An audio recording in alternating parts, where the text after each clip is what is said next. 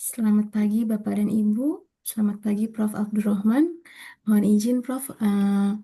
Bapak Ibu, sambil kita memasuki sesi kedua ini, silahkan Bapak Ibu mengisi kolom absensi dulu terlebih dahulu ya untuk materi berikutnya di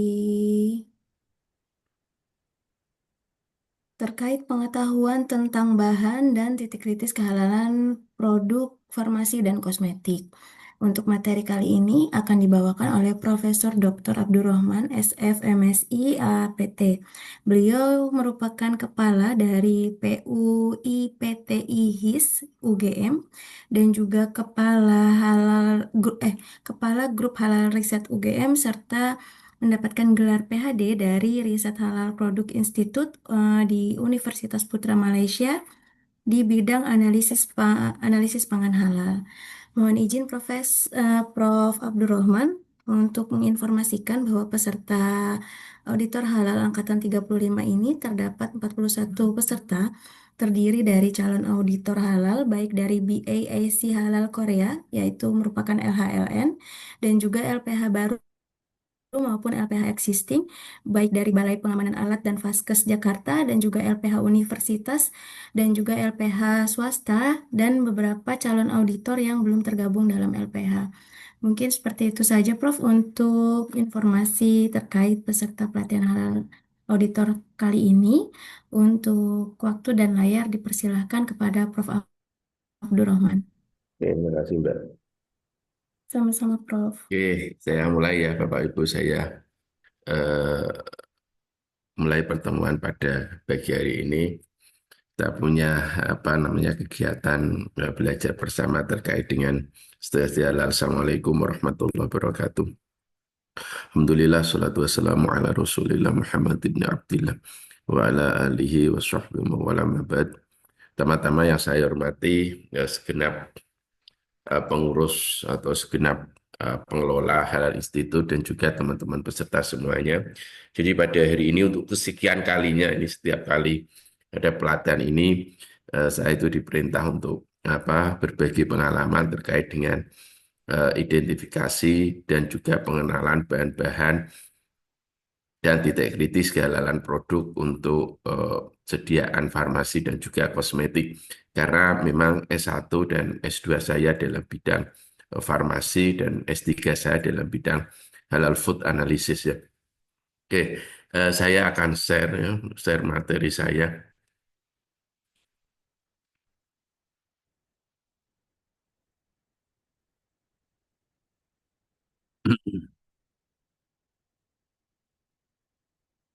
Udah lihat ya Bapak Ibu ya. Oke.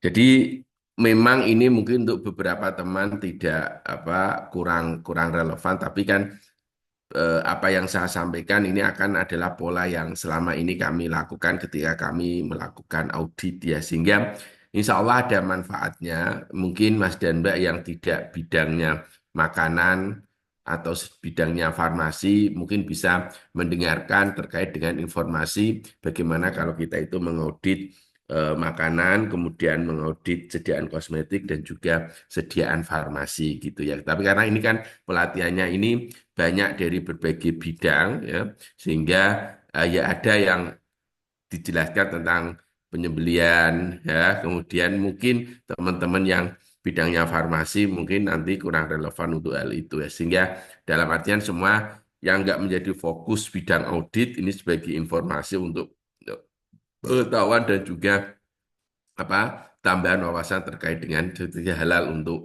komoditas tertentu atau untuk ruang lingkup tertentu. Oke, Bapak Ibu, eh, ini saat ini saya sebagai manajer laboratorium terpadu di UGM ya, jadi yang mengkoordinir lab-lab yang sudah terakreditasi ISO 17025. Kita tahu bahwa tadi sekilas juga saya dengar dari Pak Adisam ya, Pak Adisam dulu itu Sukovindo juga manajer labnya juga dulu terakreditasi di ISO 17025. Kemudian saat ini sebagai eh, pelaksana tugas ya. Jadi saya untuk LPH UGM ya. Kebetulan saya saat ini sebagai pelaksana tugas Kepala Lembaga Pemeriksa Halal UGM. Dan tadi saya katakan bahwa saat ini saya dulu sekolahnya memang di bidang halal ya, dari Halal Product Research Institute di Malaysia sana. Makanya di sini S3 saya itu memang dalam bentuk halal food analysis. Ada suara apa itu? Ini di bangunan. Oke, saya lanjutkan ya. Ini aktivitas kalau kita mengaudit ya. Jadi Bapak Ibu eh, nanti kalau mengaudit eh, pertama kita perkenalan, kemudian kita jelaskan tujuan audit kita ya gitu. Kemudian setelah itu kita melakukan audit sebagaimana tercantum dalam sistem jaminan produk halal ya. Jadi kita apapun harus kita periksa ya. Jadi mulai dari bahan, proses, produk akhir, kemudian komitmen dan tanggung jawab dan juga terkait dengan monitoring dan evaluasi semuanya harus kita periksa ya. Ini kalau ini makanan ya. Kemudian kalau ini sediaan obat herbal ya. Tahun tahun ini tahun 2026 kan kosmetik dan juga produk herbal kan wajib bersertifikat halal selain melanjutkan makanan dan minuman gitu. Jadi biasanya kita berbagi peran. Kebetulan saya selalunya jadi lead auditor. Jadi saya lebih banyak bertanya terkait dengan sistem mutunya dan sekali juga mengecek proses dan juga bahan baku. Tapi saya lebih banyak ke sistem manajemennya. Oke, Bapak Ibu, nanti kalau Bapak Ibu, ya ini seperti ini kan informasi umum ya. Bapak Ibu nanti setelah selesai pelatihan ini mungkin dari Bapak Ibu itu ada yang melanjutkan untuk ujian kompetensi ya. Lah asesor ujian kompetensi itu punya pertanyaan standar di awal. Ya, tak kasih tahu, tak kasih bocorannya ya gitu. Tuhan aja itu kalau ngasih bocoran kuncinya surga itu la ilaha illallah miftahul jannah la ilaha illallah. Makanya di sini saya kasih bocoran saja. Pertanyaan asesor itu, Pak, begitu Anda masuk depan, terus Anda ditanya, Anda kan ini mau ujian kompetensi itu ya. Menurut Anda, seorang auditor halal yang kompeten itu seperti apa? Itu pertanyaan gitu. Anda kan mau ujian kompetensi. Sehingga pertanyaannya, auditor yang kompeten itu seperti apa gitu. Terus kan sama kalau kita ujian S2 atau S3 pertanyaan mesti standar. Apa keterbaruan studi kamu gitu kan ya. Ya ini Anda mau ujian kompetensi, maka pertanyaannya Anda sebagai halal auditor yang kompeten itu apa? Nah, makanya ini jawabannya harus ini ya. Jadi auditor halal adalah seseorang yang diberi wewenang untuk menguji kehalalan suatu produk, untuk melakukan audit, untuk melakukan asesmen. Dan kita sebagai halal auditor itu laksana pemain sepak bola ya. Kontrak dan pemutusan kontrak itu sebenarnya ada di LPH, Lembaga Pemeriksa Halal, dan satu orang auditor tidak boleh bergabung dengan lebih dari satu klub LPH. Sama lah pemain sepak bola. Dulu Cristiano Ronaldo itu kalau sudah main ke Real Madrid ya nggak boleh. Ini Real Madrid nggak main. Saya kalau kita akan gabung dengan Barcelona nggak boleh. Ya sehingga ini kita semuanya adalah masuk di satu LPH. Sehingga nanti kita berada di bawah LPH, kontrak kita itu sama LPH. Nah, seorang halal yang auditor itu harus sifat kompeten. Kompeten itu Anda ini harus jawab tiga ya. Seorang halal auditor yang kompeten itu harus mempunyai pengetahuan yang cukup. Pengetahuan yang cukup. Terkait apa? Terkait dengan semua hal yang terkait dengan halal ini gitu. Makanya kita semua itu Anda akan diajari dasar-dasar hukum terkait dengan halal haram al halalu bayyinun wal haramu bayyinun wa ma bainahuma mustabihatun la ya'lamuha katsirun minan nas. Jadi Anda dikasih hal-hal seperti itu ya. Jadi karena apa? Karena kita harus punya pengetahuan gitu ya gitu. Kulun lahmin nabata min haram pannaru aula biya. Oh, itu untuk medeni biar untuk memperingatkan bahwa supaya kita itu selalu mengkonsumsi ya jadi dia didasari semua itu jadi punya pengetahuan yang mencukupi terkait dengan halal makanya ada si hukumnya dan terutama adalah terkait dengan bidang kita makanya era ini, menurut saya era ini bagus ya, BPJPA yang mana yang menjadi seorang auditor itu harus S1 dan bidangnya pun tertentu. Ya, bidangnya kan tertentu. Tidak semua bidang ilmu itu bisa sebagai auditor. Saya sering berguru sama teman-teman sosial itu. Kalau teman-teman dosen sosial, saya boleh nggak Pak Abdul jadi auditor halal? Oh, nggak boleh. Tapi kalau kamu jadi bosnya LBH atau bosnya auditor malah boleh saya bilang gitu ya gitu sehingga maka karena apa? Karena ketika kita mengaudit ya mengaudit misalkan untuk sediaan farmasi untuk kosmetik memang orang-orang yang betul-betul memahami terkait dengan bagaimana mulai bahan yang digunakan proses produksinya bagaimana pengempasannya dan sebagainya ya makanya itu penting pengetahuan yang cukup knowledge yang kedua skill.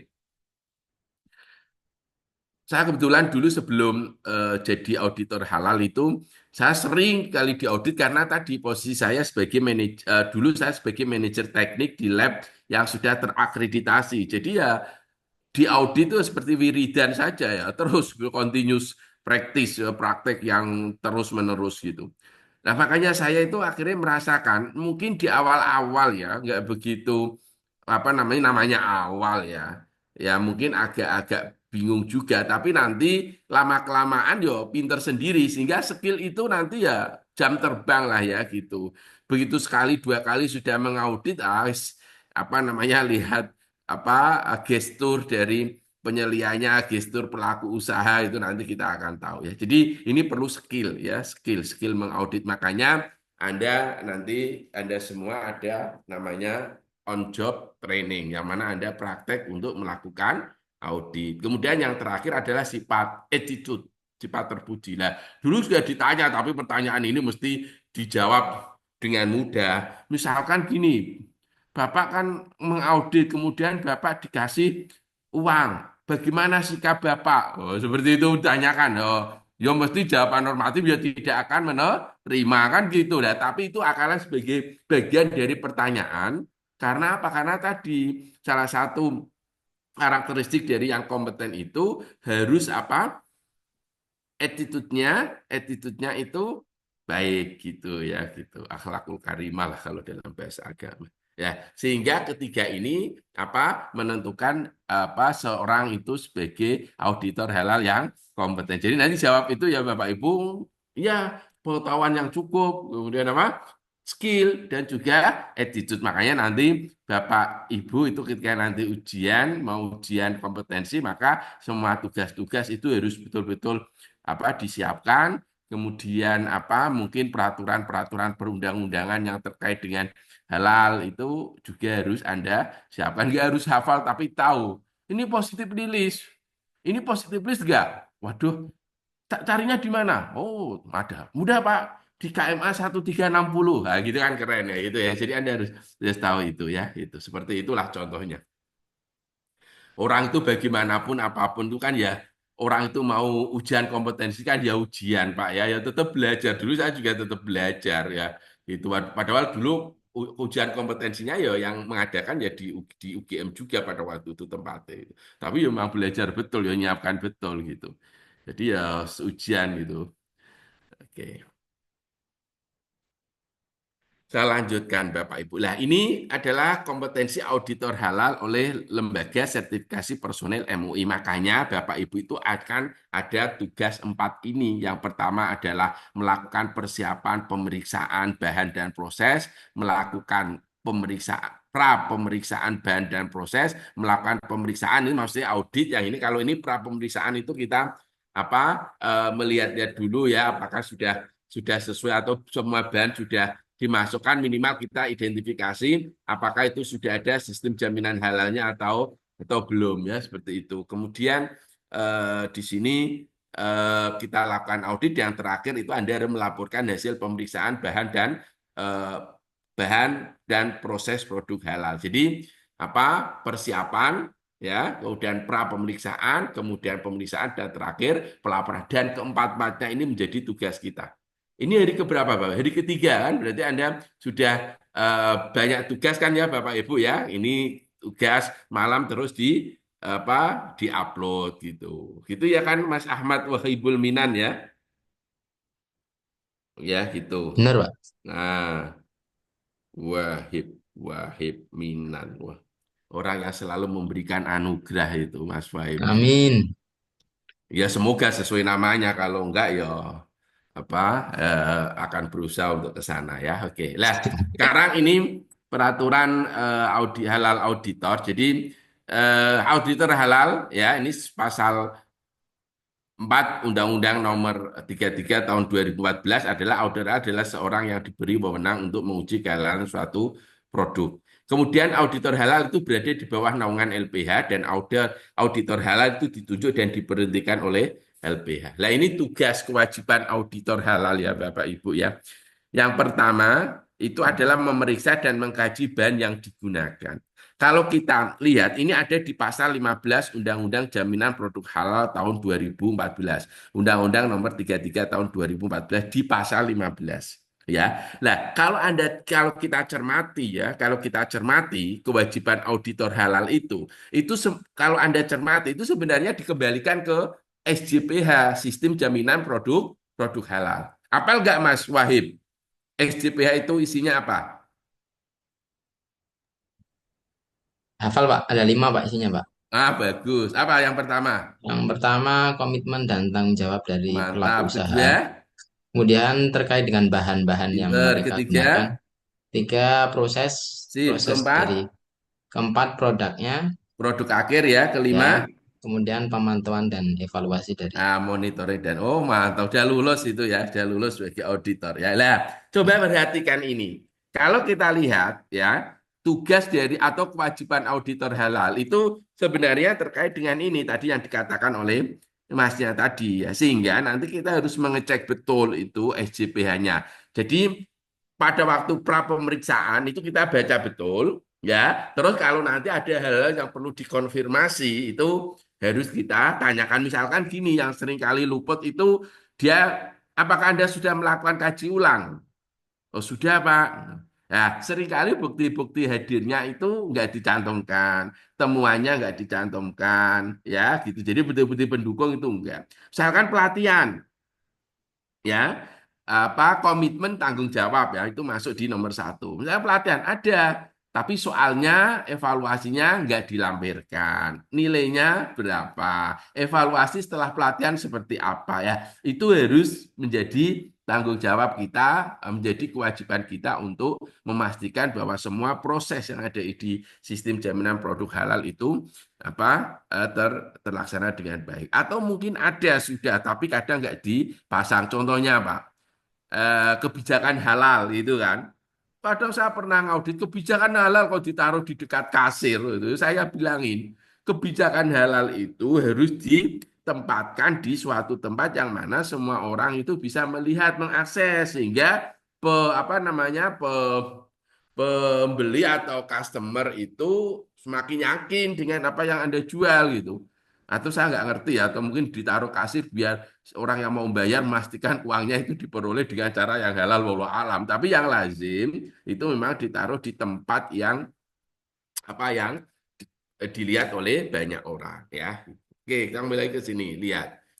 Yang pertama adalah memeriksa dan mengkaji bahan yang digunakan baik itu pada tahap pra pemeriksaan dan juga pada pemeriksaan. Kita harus memastikan bahwa bahan yang digunakan itu memang betul-betul halal atau itu dia positif rilis ya. Kalau positif rilis kan tidak perlu dilengkapi dengan sertifikat halalnya, SH-nya ya. Itu yang pertama, memeriksa dan mengkaji bahan. Nah, ini bahan kan termasuk pada sistem jaminan produk halal yang tadi nomor 2, kata Mas Wahid tadi.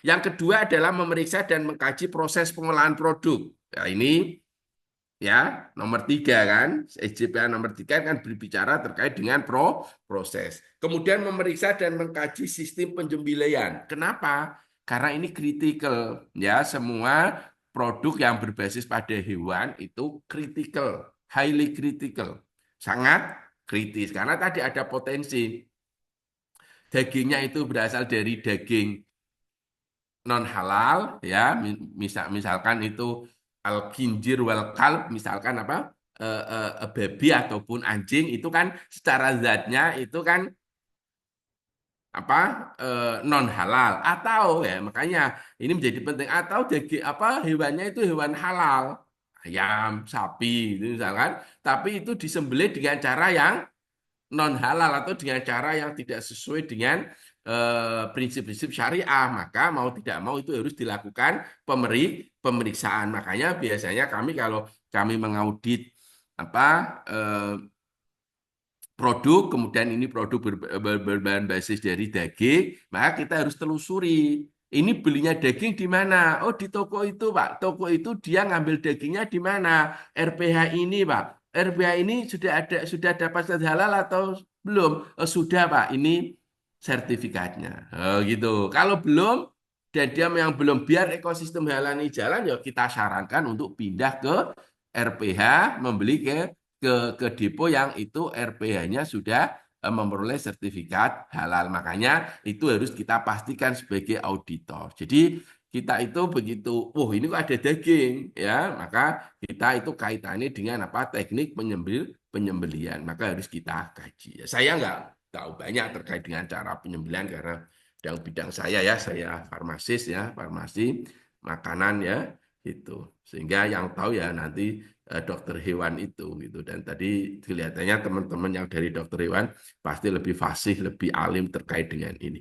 Kemudian yang selanjutnya meneliti lokasi produk ya ini tadi pada tahap pemeriksaan kita harus pastikan bahwa lokasinya itu memang betul-betul apa bersih, tidak terkontaminasi dengan najis dan sebagainya. Meneliti peralatan ruang produksi dan penyimpanannya ini sama ya, karena peralatan ruang produksi ini kaitannya dengan apa? Proses. Memeriksa pendistribusian dan penyajian produk. Oke, kemudian memeriksa SJPH, Sistem Jaminan Halal Pelaku Usaha, dan melaporkan lah ini.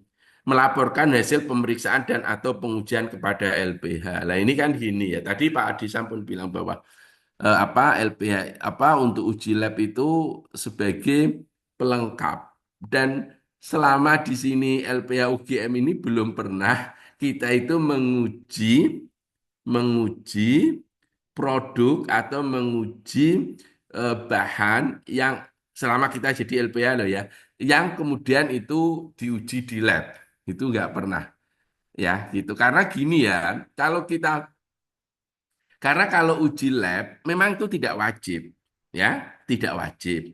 Karena itu tidak wajib, maka kalau LPH misalkan UGM itu apa, oh ini misalkan bakso, walaupun sudah ada semua, enggak ini harus dagingnya ini kami curiga, lalu ini harus masuk lab dulu, nah, gitu kan. Nah, pembebanan biaya lab kan ditanggung oleh pelaku usaha, makanya dia mungkin akan mengalihkan ke LPH yang lain. Nah, saya belum pernah ya, maksudnya di UGM nggak ngerti kalau tidak ngerti kalau di LPH yang lain gitu. Ya kan tentunya kan sekarang di era apa namanya era sertifikasi halal di bawah BPJPA yang mana lembaga-lembaga itu boleh membuat LPH, maka tadi Mbak, wah, dibanding-banding kayak gitu ya, itu dibanding-banding itu biasa gitu. Gitu. Oh kalau di UGM sekian, ini di sekian, ya, seperti itulah ya. Jadi makanya kecuali kalau BPJPA memang punya kebijakan apa yang itu harus diuji dan itu wajib dan itu biayanya satu paket itu mungkin ada. Makanya kasus kemarin ketika ada beberapa apa Yupi atau apalah permen marshmallow yang itu mengandung gelatin babi padahal itu sudah memperoleh sertifikat halal itu ya karena dia tidak uji lab kan itu seperti itu ya lah yang melakukan siapa kan BPJPH melakukan uji petik nah, gitu loh Bapak Ibu tetapi itu adalah kewajiban dari auditor untuk melaporkan hasil pemeriksaan dan atau pengujian eh,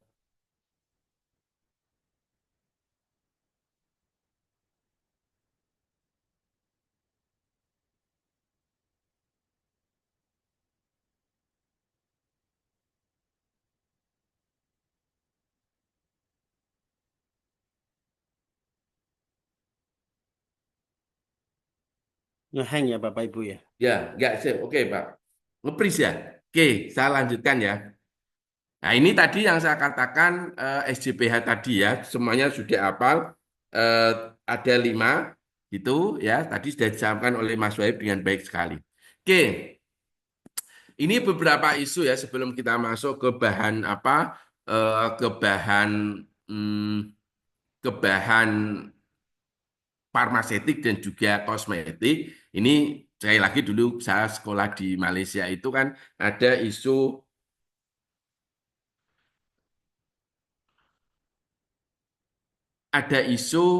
terkait isu utama terkait dengan kehalalan produk. Yang pertama tentunya ada bahan baku. Karena apa Bapak Ibu?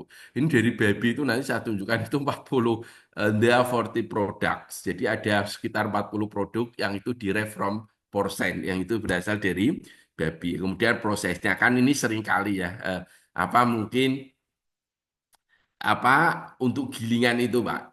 Kemudian kalau itu habis untuk giling daging babi, kemudian itu digunakan untuk giling daging sapi ataupun itu sebaliknya gitu ya. Kemudian kalau untuk halal produk, kemudian untuk autentikasi, untuk uji ini juga masalah. Kenapa? Karena beberapa beberapa apa belum ada metode standar untuk misalkan analisis lemak babi ya.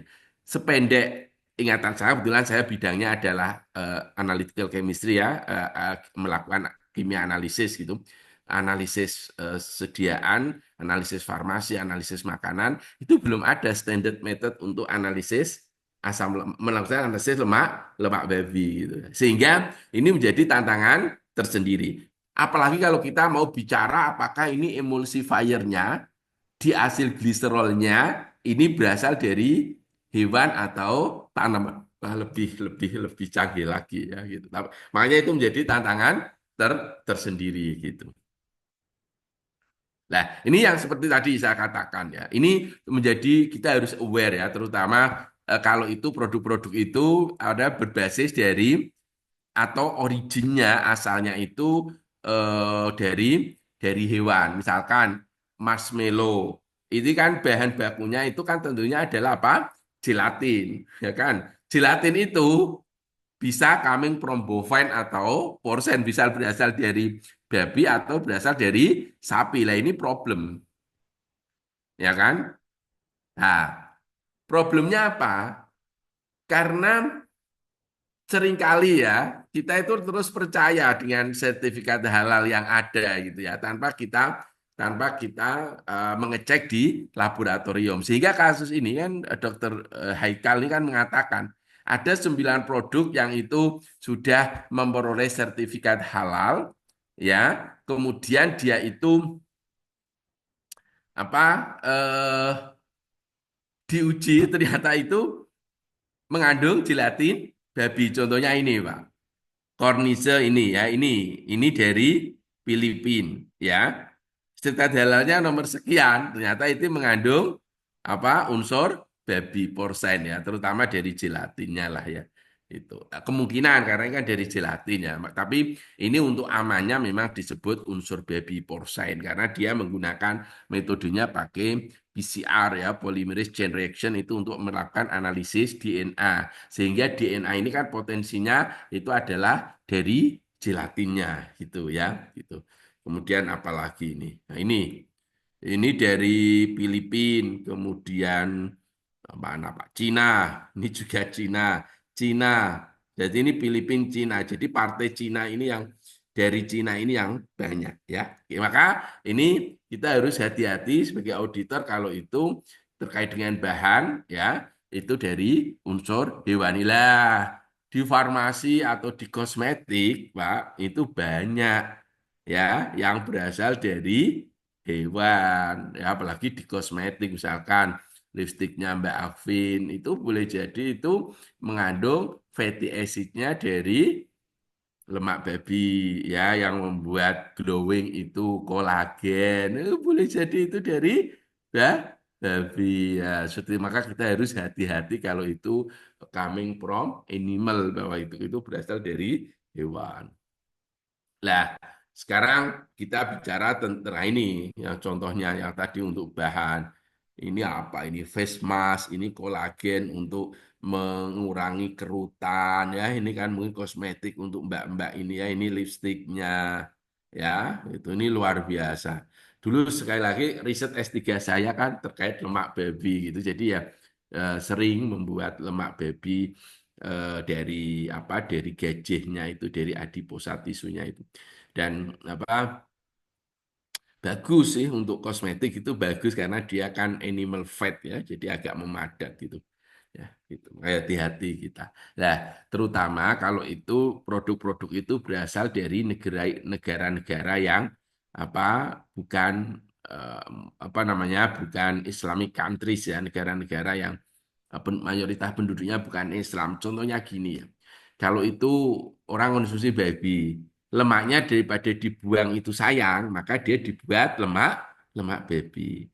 Daripada tulangnya, kemudian apa kikilnya, kulitnya itu dibuang sayang, dibuat untuk gelatin. Kalau di Indonesia sapi, oh cepet dibuat kikil, nasi Padang langsung dapat uang. Ya kan gitu. Sehingga makanya kita harus hati-hati kalau itu berasal dari, nah makanya tadi Pak, dari Cina kan, Cina, Filipina itu sangat boleh jadi itu gelatinnya memang berasal dari gelatin babi, sehingga unsur babinya itu ya dari apa gelatin. Ini prediksi saya. Tapi begitu pada waktu itu konferensi pers, dia menggunakan metode yang digunakan itu adalah PCR, real time PCR. Oh, oke, saya percaya secara keilmuan, secara saintifik bahwa metode itu berbasis DNA, metode itu spesifik, ya, dan ditunjukkan dari sisi amplifikasinya memang dia itu spesifik untuk babi dan itu ada, ya sudah itu. Ibaratnya nggak bisa mengelak lah. Buktinya itu telak sekali ya, karena itu diuji pakai real time PCR.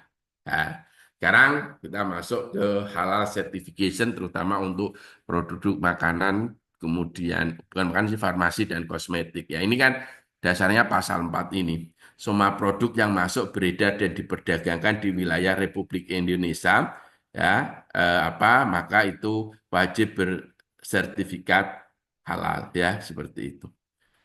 Nah, ini pasal ini, Pak, gitu. Sehingga ini adalah senjata yang mewajibkan semua produk itu wajib halal. Sehingga di situ kan lalu ada keterangan di undang-undang itu. Apa yang dimaksud produk di situ? Salah satunya adalah makanan dan minuman. Ya, ada makanan, minuman, obat, ya, kosmetik, produk kimiawi, produk biologi, produk rekayasa, barang gunaan. Nah, sehingga ini barang gunaan, Pak, jilbabnya Mbak Akvin, baju yang saya pakai, kemudian casing handphone, itu nanti semuanya wajib halal. Cuma itu nanti-nanti, prioritasnya nanti-nanti ya gitu. Tapi kemarin kan saya tanya pas di Pak Abdul, ini kulkas kok dapat ada sertifikat halalnya, seperti itu. Apakah mau dimakan, Pak? Ya, jadi seringkali orang-orang awam itu kan bertanyanya seperti itu ya, Bapak Ibu. Ya, nanti Bapak Ibu sebagai auditor mungkin juga akan ditanya gitu ya gitu. Ya kan kulkas itu kan pada ada itu. Apalagi kalau orang-orang itu nyinyir, wah wis apa apa kita jelaskannya harus berlebih ya gitu. Oke, kemudian barang gunaan. Nah, dulu saya pernah ketemu ketika ketua BPJBA-nya itu Prof. Sukoso ya. Jadi kan dulu pertama ketua BPJBA Prof. Sukoso, kemudian Pak Agil Irham, kemudian sekarang PB Haikal. Itu saya pas di Semarang itu saya ketemu. Ini barang gunaan kalau itu wajib itu kan begitu banyaknya Prof. Saya bilang.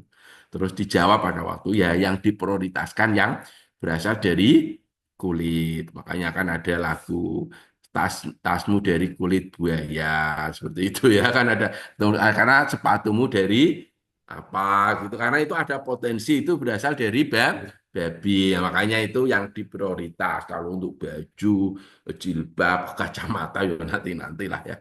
Tapi intinya bahwa ini adalah apa undang-undang yang mewajibkan bahwa semua produk yang masuk beredar diperdagangkan itu apa wajib jadi halal ya. Oke, kemudian, nah ini Pak, saya boleh tahadus binikmah ya. Dulu saya itu sepanjang hidup itu pernah jadi saksi ahli di Mahkamah Konstitusi. Itu seumur hidup ya, sampai usia saya menjelang 50 itu hanya sekali ini. Ketika undang-undang itu digugat di Mahkamah Konstitusi. Ya, ini tahun 2017, saya masih langsing Pak ini, berapa tahun yang lalu, hampir 9 tahun yang lalu ya, dari 8,5 tahun yang lalu itu. Saya ada Pak Lukmanul Hakim itu dulu direktur LP POP.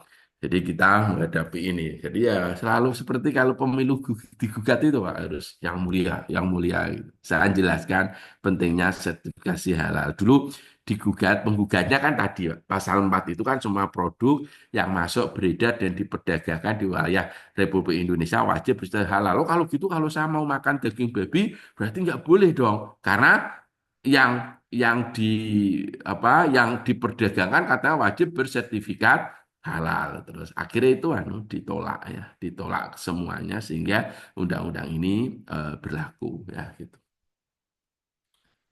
Nah, ini beberapa peraturan terkait dengan sertifikasi halal. Nah, ini saya masuk ke evaluasi bahan dan titik kritis untuk sediaan farmasi dan kosmetik. Lah, menurut saya ya, pengalaman saya bukan karena saya dulu sekolahnya di Malaysia, definisi yang lengkap terkait dengan sediaan farmasi atau sediaan kosmetik halal itu adanya di Malaysian Standard ini. Jadi Malaysia itu punya standar namanya MS, Malaysian Standard on Halal Pharmaceutical ya. Kemudian dia juga punya Pak untuk kosmetik ini. Jadi dia itu punya MS, Malaysian Standard for Halal Kosmetik, Malaysian Standard for Halal Pharmaceutical. Secara definisi apa yang dimaksud dengan sediaan farmasi halal ataupun sediaan kosmetik halal itu sama Pak ini. Cuma kalau ini pharmaceutical product ya ini di kosmetik diganti pharmaceutical product gitu. Ini ya, nah ini halal pharmaceutical ya. Ini kalau itu apa? Halal pharmaceutical ya. Kalau ini halal kosmetik ya kosmetik produk. Jadi apa hanya diubah itunya aja. Makanya saya intinya sama, makanya saya bacakan ya yang halal kosmetik saja. Jadi karena cara definisi sama hanya kata-kata kosmetik diganti dengan pharmaceutical. Maka kosmetik produk itu apa yang dimaksud dengan halal kosmetik produk? Ini kan definisinya adalah halal kosmetik. Apa yang dimaksud dengan halal kosmetik adalah cosmetic product that contain ingredient fermented under the Sharia law and fatwa and fulfill the following condition. Jadi sediaan kosmetik halal itu adalah produk-produk kosmetik yang mengandung bahan-bahan yang diizinkan di bawah hukum syariat dan fatwa. Ini bagusnya. Versi-versi yang awal, Malaysian Standard yang awal tidak ada kata-kata fatwa, Pak. Tapi akhirnya ada kata-kata fatwa. Makanya ini memang betul harus ada kata fatwa. Karena kalau kita itu mendasarkan pada hukum syariat, hukum fikih, nah, hukum fikih itu bersifat elektif. Ya kan? Makanya kalau kita baca kitab-kitab fikih itu mulai Fathul Qorib, Fathul Mu'in, Fathul Wahab, itu terus ada kata-kata fihi qaulani. Di dalamnya ada dua pendapat. Ya kan seperti itu. Dulu kasus vaksin, ya kan ada beda. Yang satu menyatakan, oh ini terjadi istikhalah. Apa ini tidak terjadi, ini terjadi istikhalah tidak akan. Oh enggak, ini tetap kontaminasi najis. Ada dua pendapat kan? Itu padahal produk bahannya sama yang objek yang yang dihukumi mahkum alaihnya itu sama tapi beda terjadi ya itu kalau hukum fikih makanya ini harus fatwa makanya kita harus melihat ya adalah itu memang ranah dari komisi fatwa tapi ini cara definisi bagus karena apa dia harus memenuhi hukum syariat dalam ini hukum fikih dan juga fatwa dan harus memenuhi kondisi berikut. Jadi sediaan kosmetik halal, sediaan farmasi halal itu adalah sediaan atau produk yang dia itu mengandung bahan-bahan yang diizinkan oleh hukum syariat dan fatwa dan memenuhi kondisi berikut. Yang pertama, dia tidak mengandung bagian apapun dari hewan yang dilarang oleh hukum syariah dan fatwa. Jadi tidak boleh sediaan kosmetik, sediaan farmasi itu ada unsur hewan yang tidak dibolehkan oleh syariat. Jadi tidak boleh ada lemak babi, tidak boleh ada lemak tikus, tidak boleh ada lemak dari hewan yang disembelih cara non halal. Kan itu. Jadi di sini kan hewan yang itu dilarang oleh hukum syariat. Unsur-unsur babi, unsur-unsur anjing, unsur-unsur tikus, unsur-unsur kera itu kan nggak boleh.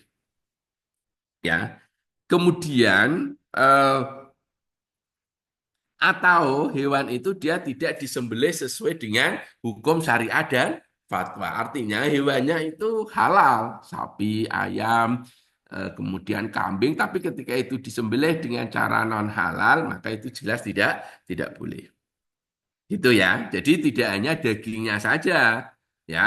Kita biasanya menyebutnya derivat ya, Bapak Ibu, derivat. Jadi kalau ada istilah derivat babi, itu berarti apapun yang berasal dari babi. Pernah Pak dulu saya atau turunan kalau bahasa Indonesianya itu turunan. Pernah saya itu mengadakan pelatihan analisis derivat dalam kurung turunan babi. Terus ada teman dosen yang tanya, turunan babi itu apa Pak Abdul? Anjing celeng ya. Bukan, turunan babi itu apapun yang berasal dari babi. Ya, dagingnya babi, lemaknya babi, jelatinya babi, itu semuanya adalah derivat babi. Ya. Yang kedua, tidak boleh mengandung sesuatu yang itu dikategorikan sebagai najis. Ini enggak boleh. Ya. Apa itu najis? Kullu ma yastaghfiru yamna'u sihhatas shalah.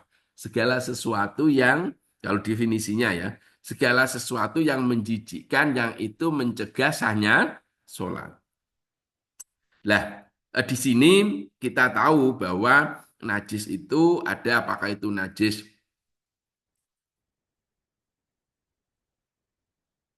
mukhaffafah, ada mutawassithah, ada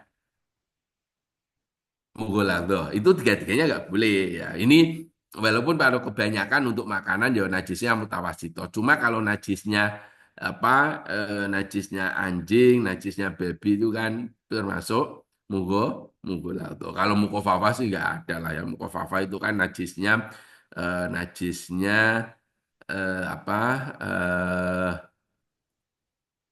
anak laki-laki yang belum makan apapun selain ASI. Itulah saya itu ngajar, Pak. Ngajar kitab Bulughul Maram itu di Madrasah Aliyah itu kemarin ya.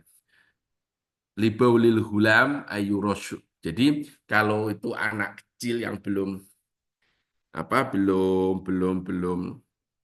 makan apapun itu cukup diciprat-ciprat ke airnya kan gitu aja. Tapi itu kan kalau untuk sediaan kosmetik, farmasi enggak lah ya seperti itu ya. Jadi yang paling ya najis mutawasito ataupun najis mughalladzah. Kemudian yang selanjutnya tidak boleh meracuni. Artinya bahan tadi secara zatnya mungkin halal.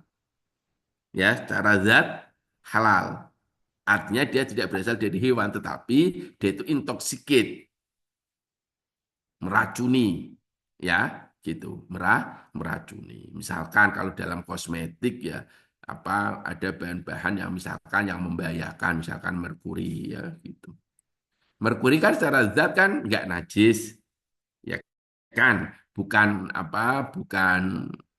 non artinya non halal dalam artian nggak najis kan. Jadi kan jadi boleh, cuma itu dilarang ya karena dia bisa membahayakan karena kita punya kaidah ad-doror yuzal, segala sesuatu yang yang membahayakan itu harus dihilangkan. Juga ada kaidah bahwa kita itu tidak boleh membahayakan orang lain ataupun membahayakan diri sendiri, la dororo wala diroro. Sehingga itu nggak boleh kalau bahan itu walaupun zatnya itu dia halal, zatnya itu tidak najis, tapi ketika itu membahayakan nggak boleh. Yang keempat, tidak boleh mengandung bagian apapun dari manusia yang tidak diperbolehkan oleh syariah. Hukum dulu Pak ada isu bahwa alam benernya ya. Dulu saya pernah ngisi suatu seminar dengan salah satu cendekiawan lah. Dia alim dalam bidang agama, dalam fikih ya. Pada waktu itu dia cerita, itu Pak, ada tren mamut-mamut di suatu negara. Mamut itu maksudnya mama muda. Kalau bapak-bapak enggak. Mamut itu mama muda itu, kalau dia itu hamil, itu katanya janinnya digugurkan, kemudian air ketubannya itu dibuat untuk membuat kosmetik untuk menghaluskan kulit biar kulitnya orang yang memakai kosmetik tadi itu nanti selembut bayi gitu ada, tapi bahwa alam ya saya nggak ngerti ya itu, saya kan nggak mungkin cerita kalau nggak ada informasi yang dari teman itu tadi. Nah itu nggak boleh, itu loh saya cerita nggak boleh karena itu dari unsur manusia. Kemudian dia tidak beracun ya atau membahayakan bagi kesehatan. Dulu juga ada apa Pak intoxicated dengan poison. Pokoknya membahayakan lah gitu aja ya. Kemudian tidak boleh disiapkan, diproses ataupun produksi dengan menggunakan instrumen apapun yang itu terkontaminasi dengan najis sesuai dengan hukum syariat. Jadi nggak boleh tadi saya matur, oh kalau itu habis untuk giling babi kemudian digunakan untuk giling daging sapi kan nggak boleh ya gitu. Makanya apa namanya yang terakhir have not in the course selama itu dia disiapkan, diproses dan disimpan, maka itu dia tidak boleh kontak dengan bahan-bahan yang disebutkan tadi, bahan dari hewan non halal atau dari bahan yang najis dan sebagainya. Ya dulu Pak, masa tahun 2010-an ya, 2008 sampai 2010 ketika saya sekolah di Malaysia itu di KLIA itu. Kuala Lumpur International Airport itu ada 2 gerai. Ya karena dia punya Malaysian Standard ini kan. Jadi satu gerai itu ada tulisan produk yang dijual di sini halal. Yang sebelahnya Pak ada tulisan kehalalannya tidak dijamin ya, seperti itu. Nah ini karena tadi bahwa produk itu dia tidak boleh kontak dengan apa sesuatu yang non halal. Nah, Dri dulu ditanya, saya sering tulen bidang saya itu kimia analisis ya, bidang saya itu lab. Pak, bagaimana itu kalau membedakan apa antara hewan yang disembelih dengan halal, cara halal dan non halal? Sekarang riset-riset sudah banyak, Pak. Misalkan sekarang dengan melakukan pendekatan metabolomik seperti ini ya, jadi orang itu bisa membedakan ini dia ada sekelompok peneliti ya, Pakistan, Arab, dia itu meneliti ada sekelompok apa ayam itu dia disembelih dengan cara halal, itu yang zabiha. Zabiha itu kan apa yang halal ya, itu. Ini kemudian yang ini non zabiha itu akhirnya ya memisah betul, Pak. Artinya memang betul-betul berbeda. Lalu ditanya, mengapa Pak itu kok pakai ayam padahal di Arab kan yang banyak onta loh. Kalau onta ya boros karena yang 20 onta yang tidak dimakan, tidak yang sembelihannya non halal ya itu bisa langsung langsung dibuang, paling-paling diambil apa lulangnya. Lulang itu apa bahasa Indonesianya? Jadi ambil lulangnya. Ya, itu sekarang ada. Makanya kalau saya guyon sama mahasiswa saya, ya kamu mungkin ayam ya masih mahal. Kamu bisa lah ambil 20 burung emprit, yang satu kamu apa sembelih yang betul, yang 20 kamu tidak sembelih dengan sesuai dengan yang satu kelompok kamu sembelih sesuai dengan prinsip Islam, yang satu tidak gitu. Kalau ayam masih mahal Pak, apalagi ayam kampung, ya, burung emprit lah ya. Oke, lah sekarang saya masuk karena salah satu tugas auditor itu adalah apa? Adalah melakukan pengujian ya sebelum nanti kita masuk ke titik kritis.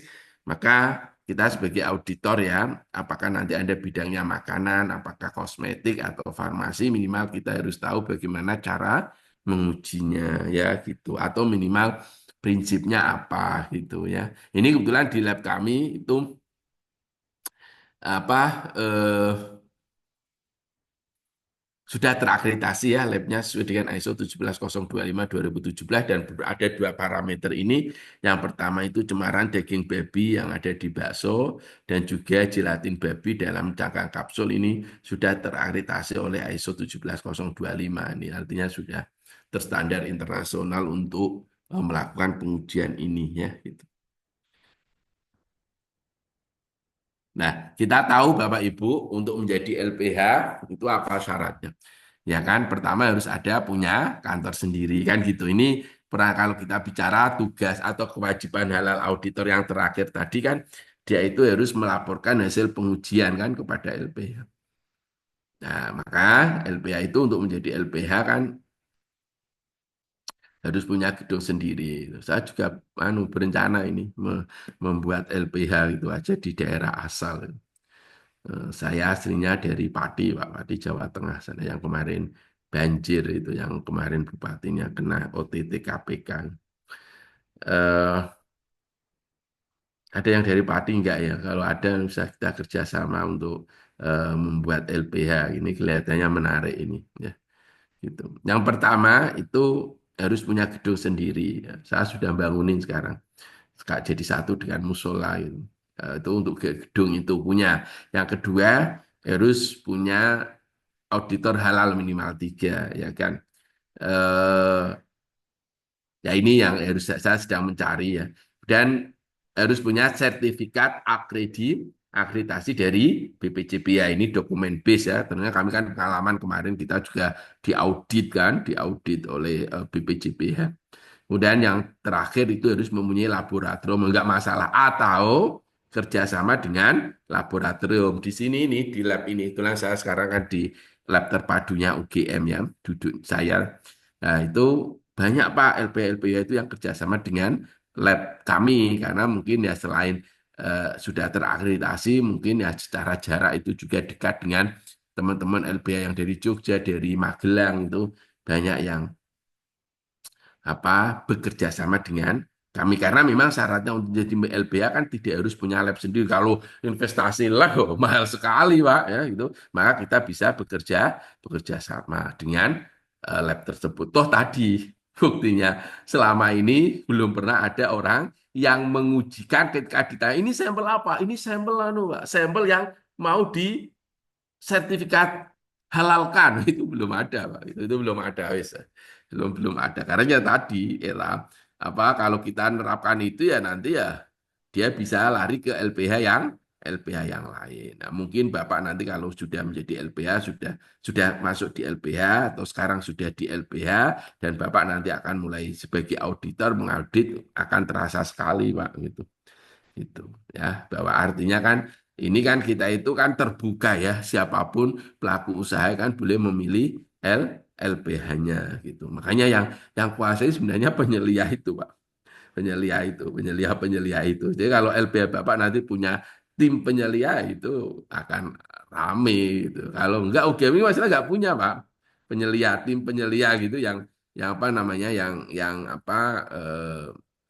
dia menyela atau dia membantu cari halal dari pelaku usaha lah. Kalau kita punya tim itu kan nanti kan akan mengarahkan ke satu satu LPH.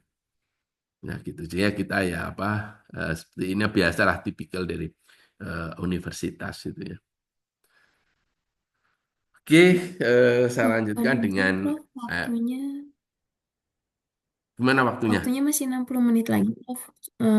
Waktunya masih 60 menit lagi, sudah ada beberapa pertanyaan. Kita akan interaktif atau nanti di terakhir Nanti sesi aja ya aja, Prof. biar enak ya. Nanti saya baca. Saya 15 menit Baik, siap. lagi selesai nanti biar biar biar ke semuanya oke dulu gitu ya Mbak moderator ya. Iya, siap, Oke. Prof. Ya, saya tak minum Silakan, dulu, Prof. saya tak minum Mm-mm. sebentar ini saya sudah buat kok minuman saya. Entar tak minum biar nggak kelihatan saya videonya saya.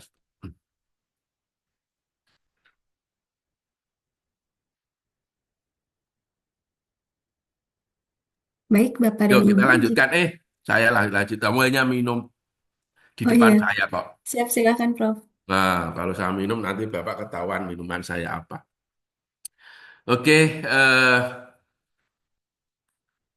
jadi Bapak Ibu, kita lanjutkan ini ya, lanjutkan.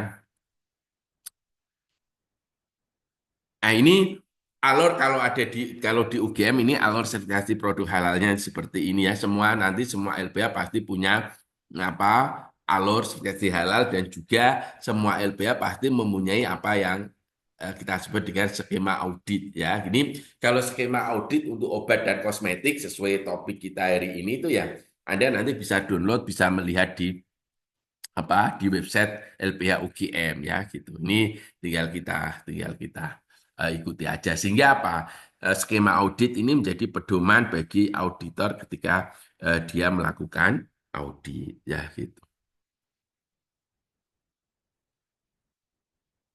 Nah, sekarang kita masuk ke evaluasi titik kritis obat dan makanan. Jadi eh, bahan apapun yang kita gunakan ya, maka itu wajib bersertifikat halal. Dan semua bahan itu ya mempunyai titik kritis yang berbeda-beda. Tentunya ada yang bersifat positif lilis, yang itu tidak kritis sehingga bisa langsung digunakan. Ada yang kritikal, terutama itu biasanya dari chemicals ya, dari bahan-bahan kimia sintetik ataupun ada yang bersifat sangat sangat kritik sangat kritis itu biasanya berasal dari animal derived, itu berasal dari hewan atau dia itu yang apa menggunakan suatu mikrobia yang mana mikrobia itu dikembangkan atau dibiarkan dalam suatu kultur tertentu yang di situ ada melibatkan enzim-enzim yang itu berasal dari hewan ya gitu. Dan ini sudah ya. Nah, sehingga kalau kita lihat di sini bahan sesuai dengan Undang-Undang Jaminan Produk Halal bahwa bahan yang digunakan dalam proses produk halal terdiri atas bahan baku, bahan olahan, bahan tambahan, dan juga bahan penolong. Bahan sebagaimana dimaksud pada ayat 1 dapat berasal dari hewan, ya highly critical kan ini, kalau dari tanaman itu tidak kritis ya, dari tanaman itu tidak kritis, kecuali yang itu tanaman itu bersifat intoksikan ya seperti itu. Kemudian ada misalnya dari mikroba. Mikroba itu tentunya sangat kritis ya. Jadi bahan yang berasal dari mikrobia, apakah itu digunakan untuk obat ataukah digunakan untuk kosmetik, maka dia tentunya adalah bersifat highly critical ya, sangat kritis ya. Kemudian bahan yang dihasilkan melalui proses kimiawi, proses biologi atau proses rekayasa genetik, ya ini bisa kritik, bisa sangat sangat kritis. Bahan yang berasal dari hewan itu pada huruf A pada dasarnya halal kecuali yang diharamkan menurut syariat. Ini contoh, Pak. Kalau kita ini positively list ya, seperti ini contoh. Eh, Kalau kita melakukan evaluasi bahan farmasi gitu, bahan farmasi ya, bahan obat. Bahan obat kalau Bapak pernah, kalau nggak bidangnya farmasi ya, kalau minum tablet gitu, Pak. Tablet paracetamol lah kalau Bapak mungkin, tablet Panadol gitu. Itu kan tidak hanya di situ mungkin isinya itu hanya paracetamol saja terus di tablet. Ya, maka seperti itu ya titik kritisnya ya hanya bahan kimia, bahan aktifnya, kemudian proses, kemudian bahan baku farmasi. Ya itu ya. Tapi kalau dia di tablet, Pak, bahan tablet misalkan tablet di situ itu selain bahan aktifnya paracetamol mungkin ditambah dengan amilum, Pak. Amilum itu pati gitu ya, itu. Nah, maka di situ atau bahan-bahan yang lain. Maka kalau dalam bicara terkait dengan halal, maka semua bahan apakah itu bahan aktif atau bahan bahan tambahan yang lain atau dalam ini biasanya dikenal dengan eksipien, maka itu wajib wajib tertelusur halalnya. Jadi bahan aktif eksipien itu wajib dipastikan halal. Makanya di sini bahan aktif itu kita sebut sebagai titik kritis halal pertama. Eksipien tadi seperti amilum, talek misalkan itu titik kritis halal kedua. Ya, kalau ada 5 eksipien ya berarti eksipien pertama titik kritis halal pertama dan seterusnya seterusnya. Dan itu kita proses tableting kemudian itu akan dihasilkan suatu produk obat. Ini namanya produk akhir ya, produk akhir. Ya, ini skema terkait dengan evaluasi titik kritis ya. Setelah ini kita diskusi.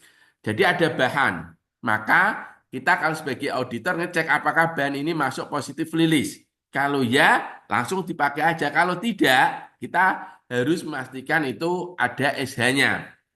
Kalau SH-nya itu tidak ada, maka kalau halalnya ada langsung kita pakai. Kalau halal tidak ada, maka kita harus lakukan uji lab. Kan gitu. Ya. Nah, ketika uji lab ini juga ada masalah Bapak Ibu karena tidak semua semua bahan non halal itu ada metode standarnya gitu problemnya.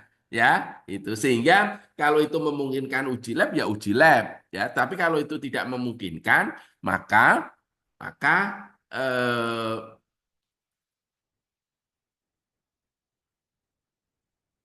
kita harus melihat dari proses produksinya. Dalam hal ini kita harus melihat sertifikat of analysis atau sertifikasi bahannya ya. Ini contohnya.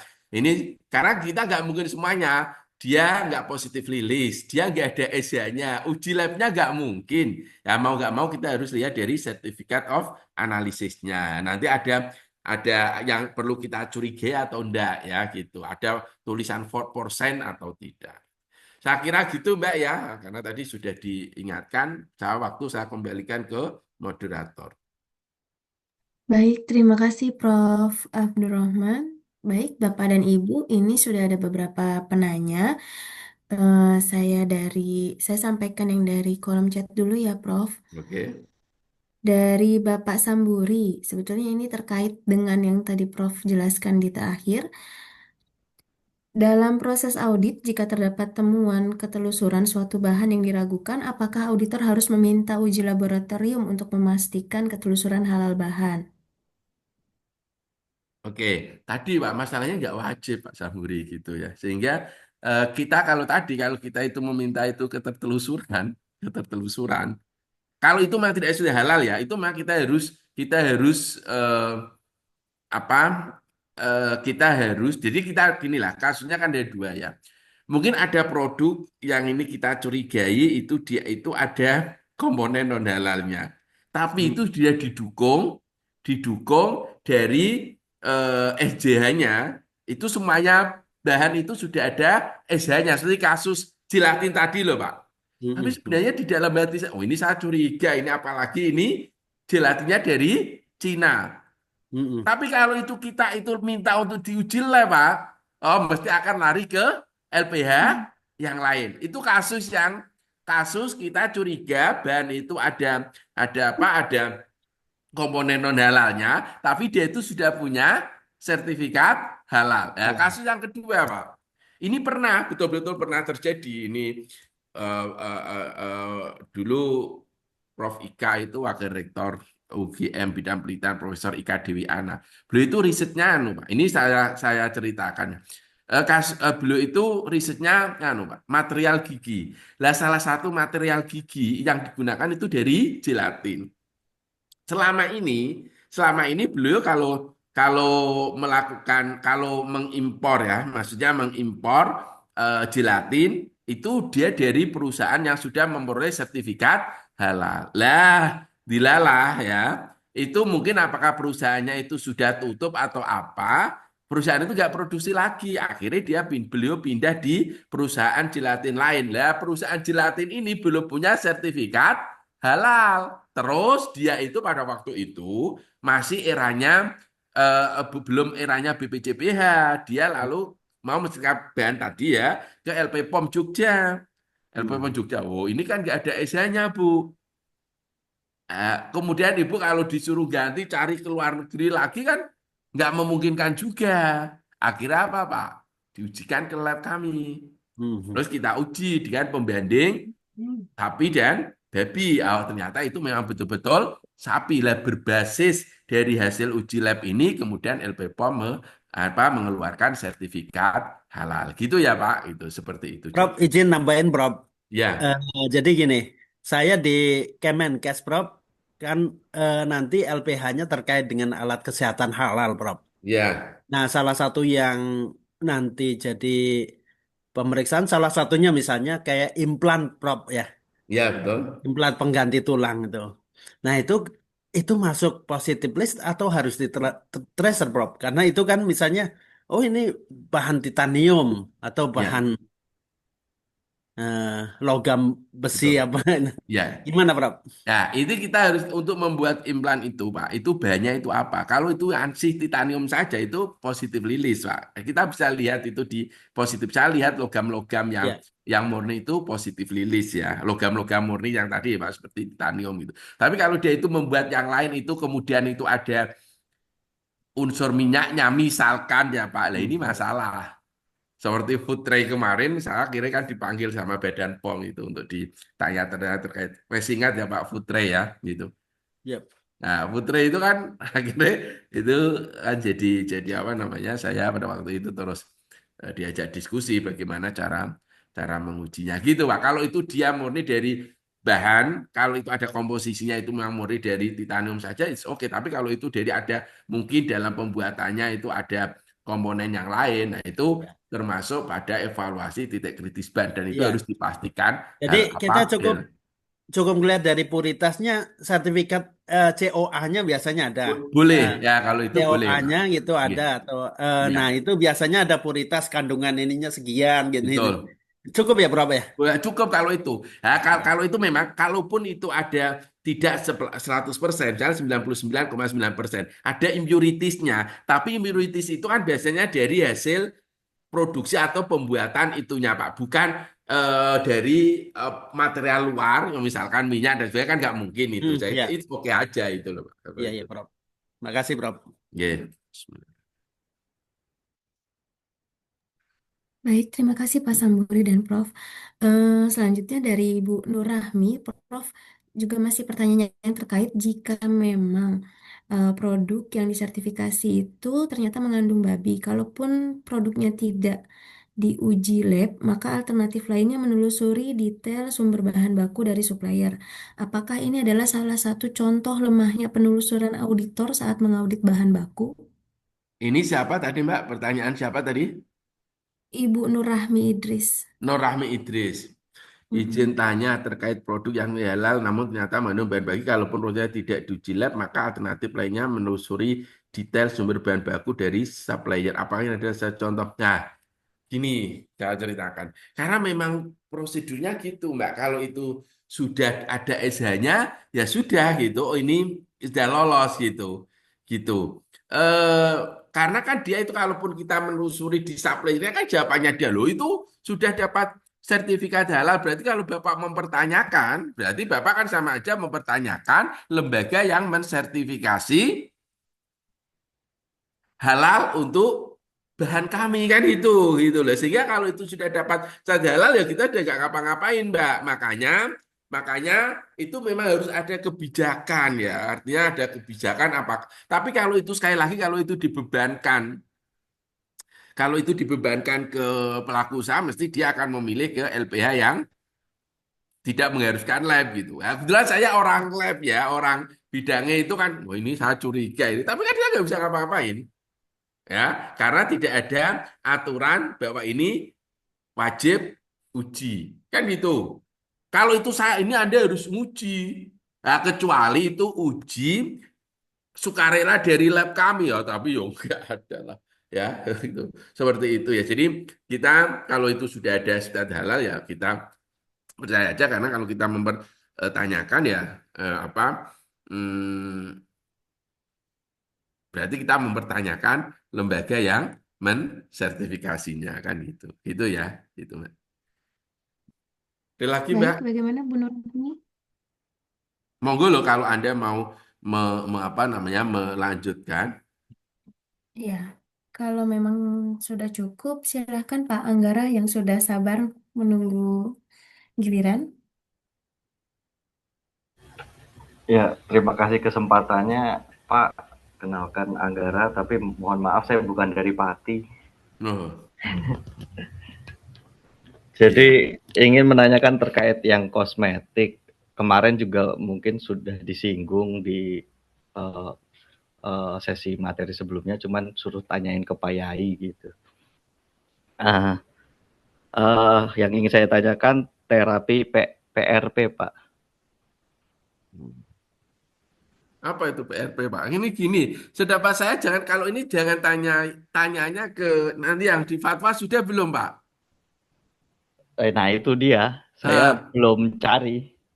Bukan gini, karena kan saya itu anu Pak ya, saya bukan ahli fikih. Nanti kalau saya menjawab status hukum itu ya bahaya gitulah. Itu seperti jawab di tepi jurang gitu ya. Gitu. Iya iya kan gitu karena itu wilayahnya oh bahaya Pak gitu kalau saya jawab itu ya. Enggak, ini kebetulan rekan kan sama kayak Bapak tadi dokter kecantikan, misalnya Heeh. tadi dokter gigi. Nah, ini dokter kecantikan menggunakan PRP itu tadi, platelet rich plasma untuk ya itu terapi kosmetiknya dia gitu. Itu Iya, kan dia betul. jasa gitu loh. Bukan Iya. menciptakan produk, bukan gitu. Oke, oke. Nah, terus Pak. Nah, nah yang kemarin disinggung itu kan bahasanya PRP yang dari tubuh manusia kan itu bahasanya. Mm-mm. uh, itu yang dari tubuh manusia orang lain sama yang tubuh manusia diri sendiri gitu loh Pak. Ya, Nah nggak itu bisa. yang kemarin disinggung itu seperti itu. Itu Ya. bagaimana seperti itu bahasanya? Bagaimana apanya Pak? Hukumnya Uh, atau status kehalalannya? Iya, yang untuk kemarin tuh dibahasnya seperti itu, disinggungnya seperti itu, gitu loh. Oke. Mungkin Bapak lebih bisa menjawab untuk Oh, kosmetik enggak gitu. juga. Karena itu kalau terkait dengan kan gini, kalau tadi menurut kriterianya kalau itu berasal dari unsur manusia, jelas itu ada unsur dari manusia itu jelas tidak boleh gitu loh Pak. Siap. Gitu. Makanya iya kan, karena tadi kan menurut definisi halal tidak boleh mengandung unsur apapun itu dari manusia. Itu karena mungkin ada walakot karomna bani Adam, karena anak Adam itu dimuliakan sehingga tidak ada pengobatan atau kosmetik kok itu menggunakan unsur dari manusia. Ya sekarang memang ada Pak. Itu teknik itu pakai kalau pernah dengar stem cell itu loh Pak. Nah, Nggih. nah, itu memang dari unsur manusia, tapi itu yang diambil lah itu saya terus terang nggak berani hukumnya itu seperti apa ya. Mungkin MUI sudah punya. Nah itu stem cell itu Pak, mengambil sel bagian sel tertentu dari manusia itu loh. Nah itu status hukumnya itu mungkin ya, mungkin itu karena keadaan darurat atau apa sehingga itu nanti di apa dipublikasi. Saya nggak ngerti terus terang ya gitu. Nanti saya akan mencari hukum stem cell seperti apa. Tapi itu di dunia dokteran Pak ya, kemudian di mungkin untuk kecantikan kosmetik biar tetap awet muda itu sekarang populer Pak, Mas gitu. Nggih. Ya seperti itu ya. Ya nanti hukumnya aja nanti aja hukum stem cell itu seperti apa cari itu Pak. Tapi kalau itu hukumnya boleh, jadi kalau ada produk-produk yang melibatkan stem cell berarti kan boleh gitu loh Pak. Seperti itu. Gitu. Ya, ini Ya. cuman keresahan dari kolega aja sih. Mm-mm. Saya menjawab. Itu Terus di Semarang ada Pak, ada pusat riset stem cell itu ada. Gitu. iya, kalau ada pertanyaan lagi boleh Pak, izin. Boleh silakan. Karena akhir-akhir ini nge-search terkait halal, isi logaritma sosmed jadi yang kesana semua kan, termasuk yang lewat itu di sosmed itu pewarna. Ternyata selama ini saya juga baru menyadari pewarna makanan itu ada yang dari hewani ya Pak ya. Ya ada, dulu kan sempat rame Karmin dari apa? Dari Tumpang. belalang itu Pak. Iya. Heeh. Dan itu kalau di Indonesia hukumnya bagaimana gitu. Nah, gini ya, sekali lagi ini Aturannya yang aturannya. Nah, itu ya. nah, gini tadi saya sudah matur.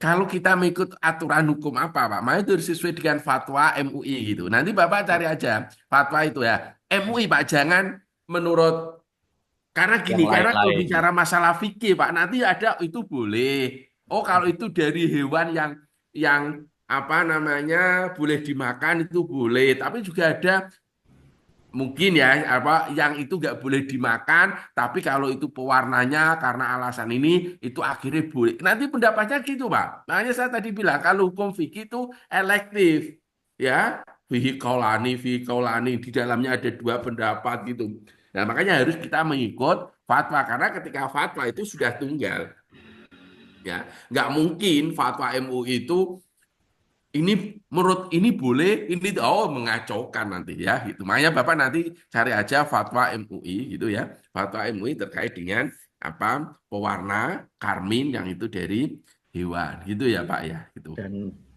cuplikan dari fatwa itu dimasukkan ke dalam lembar auditor itu kan termasuk ini penegasan penguatan kayak COE tadi, Pak. Betul lah. Nah. Gini Pak, ketika jadi kan gini aturannya, begitu nanti kita sudah selesai audit, artinya LPM sudah melakukan audit, kemudian LBH itu harus mempresentasikan di depan komisi fatwa itu. Komisi fatwa. Oh, ini loh banyak ini semua gitu. Ini sudah ada sifat halalnya gitu. Ketika itu dia apa? Oh ini kok misalkan ada misalkan tadi menggunakan pewarna itu kok dari hewan. Nah itu kalau sudah ada SH-nya berarti komisi fatwanya itu sebelumnya kan sudah memutuskan bahwa itu boleh. Karena kalau itu pewarnanya itu tidak apa namanya belum ada sifat halalnya, Pak. Maka kan kita mesti menyarankan kepada pelaku usaha untuk mengganti dengan pewarna dengan warna yang sesuai dengan pelaku usaha itu, tapi yang sudah ada sertifikat. Nah, ini kan memang ekosistemnya memang seperti itu gitu ya. Ketika itu sehingga kita nggak akan berani, Pak. Kita itu ya nggak akan berani maju di depan komisi fatwa kalau ada bahan yang meragukan status kehalalannya gitu. Ketika kita itu sudah menggunakan zat pewarna tadi, ya, dan itu sudah ada logo halal, berarti kan fatwa MUI sebelumnya sudah menyatakan bahwa itu halal. Seperti itu, Pak, ya. Karena kalau itu kita belum jelas status halalnya, mesti yang kita pastikan pelaku usaha harus menggantinya. Itu pelaku usaha harus mengganti dengan yang halal. Memang ekosistemnya seperti itu, Pak. Baik, terima kasih banyak Pak, cukup sangat jelas sekali. Terima Monggo, kasih Mbak. Pak Anggara. Izin bertanya, Pak. Nggih. Ya, Pak Desi, Assalamualaikum. Ya, Assalamualaikum warahmatullahi Pak. Pak. Waalaikumsalam. Ya, baik. Ini kasus makanan, Pak. Artinya dulu pernah terdengar kasus mie goreng, Pak, mie goreng. Indomie dan instan segala macam. Nah, sekarang di supermarket mall itu banyak sekali mie instan yang disenangi anak-anak muda, terutama yang dari Korea dan sebagainya, Pak. Nah, terkandung dari jelas itu kan bahan makanannya banyak terjadi dari gelatin atau minyak apa saja, mungkin dari Ya, hewan ya, Pak, betul. minyaknya. Nah, keraguan-keraguan kita selalu membeli barang itu tidak ada spesifikasi label ataupun di kemasan itu, Pak, yang meragukan bagi kita hampir mirip dengan mie kita di Indonesia. Ya, Sedangkan mie kita aja dengar dahulu ada kasus mie yang mengandung minyak babi, Pak. Nah, sampai sekarang hilang. Kasus itu hilang. Apakah memang sekedar hilang tersebut, Pak? Ataukah memang MUI ataupun dari Fatwa BJPH tidak mengeluarkan lagi produk-produk yang demikian, Pak? Artinya konsen ini nggak boleh lagi dijual sebenarnya, Pak. Demikian, Pak. Mohon pencerahannya, Pak Prof. Oke, Terima kasih. bagus. Nggih, sekarang Pak, sebenarnya kewajiban makanan ini itu sebenarnya itu berakhir di tanggal 17 Oktober 2024 ya sebenarnya, Pak. Sebenarnya gitu. Sehingga tapi sebelumnya kewajiban halal itu mulainya tahun 2019 itu. Lah sehingga di era itu kan orang sudah terpapar informasi bahwa semua produk yang masuk beredar dan diperdagangkan itu wajib bersertifikat halal. Gitu kan. Nah, kalau itu makan, karena makan kan wajib halal, Pak. Sehingga kalau itu dia itu merasa itu ada komponen-komponen yang itu nggak mungkin memperoleh sertifikat halal, kan dia nggak akan berani melanjutkan atau nggak berani mengedarkan karena nanti akan ada sanksi, Pak. Makanya di situ kan ada Satgas Halal yang siap-siap untuk melakukan sidak untuk pengecekan apakah makanan-makanan apalagi itu mesti sekelas mie kan mesti perusahaan besar, Pak. Artinya mie kita dulu kan ya mie kita kan ya besar gitu sehingga dia nggak akan berani main-main, Pak. Jadi mungkin dia mungkin jaga produksi lagi atau mungkin dia ganti nama ya ataupun ya mungkin apa namanya ya mungkin lah karena nggak produksi atau mungkin dia ganti lama ya dengan menggunakan produk-produk yang halal gitu sehingga dia memperoleh sertifikat halal sehingga kalau itu karena tadi ya aturannya jelas kalau produk itu nggak ada stat halal maka itu nggak boleh beredar kan gitu Pak sesuai dengan undang-undangnya gitu ya Pak ya. baik, terima kasih banyak Prof atas penjelasannya. Sudah cukup Pak Desi?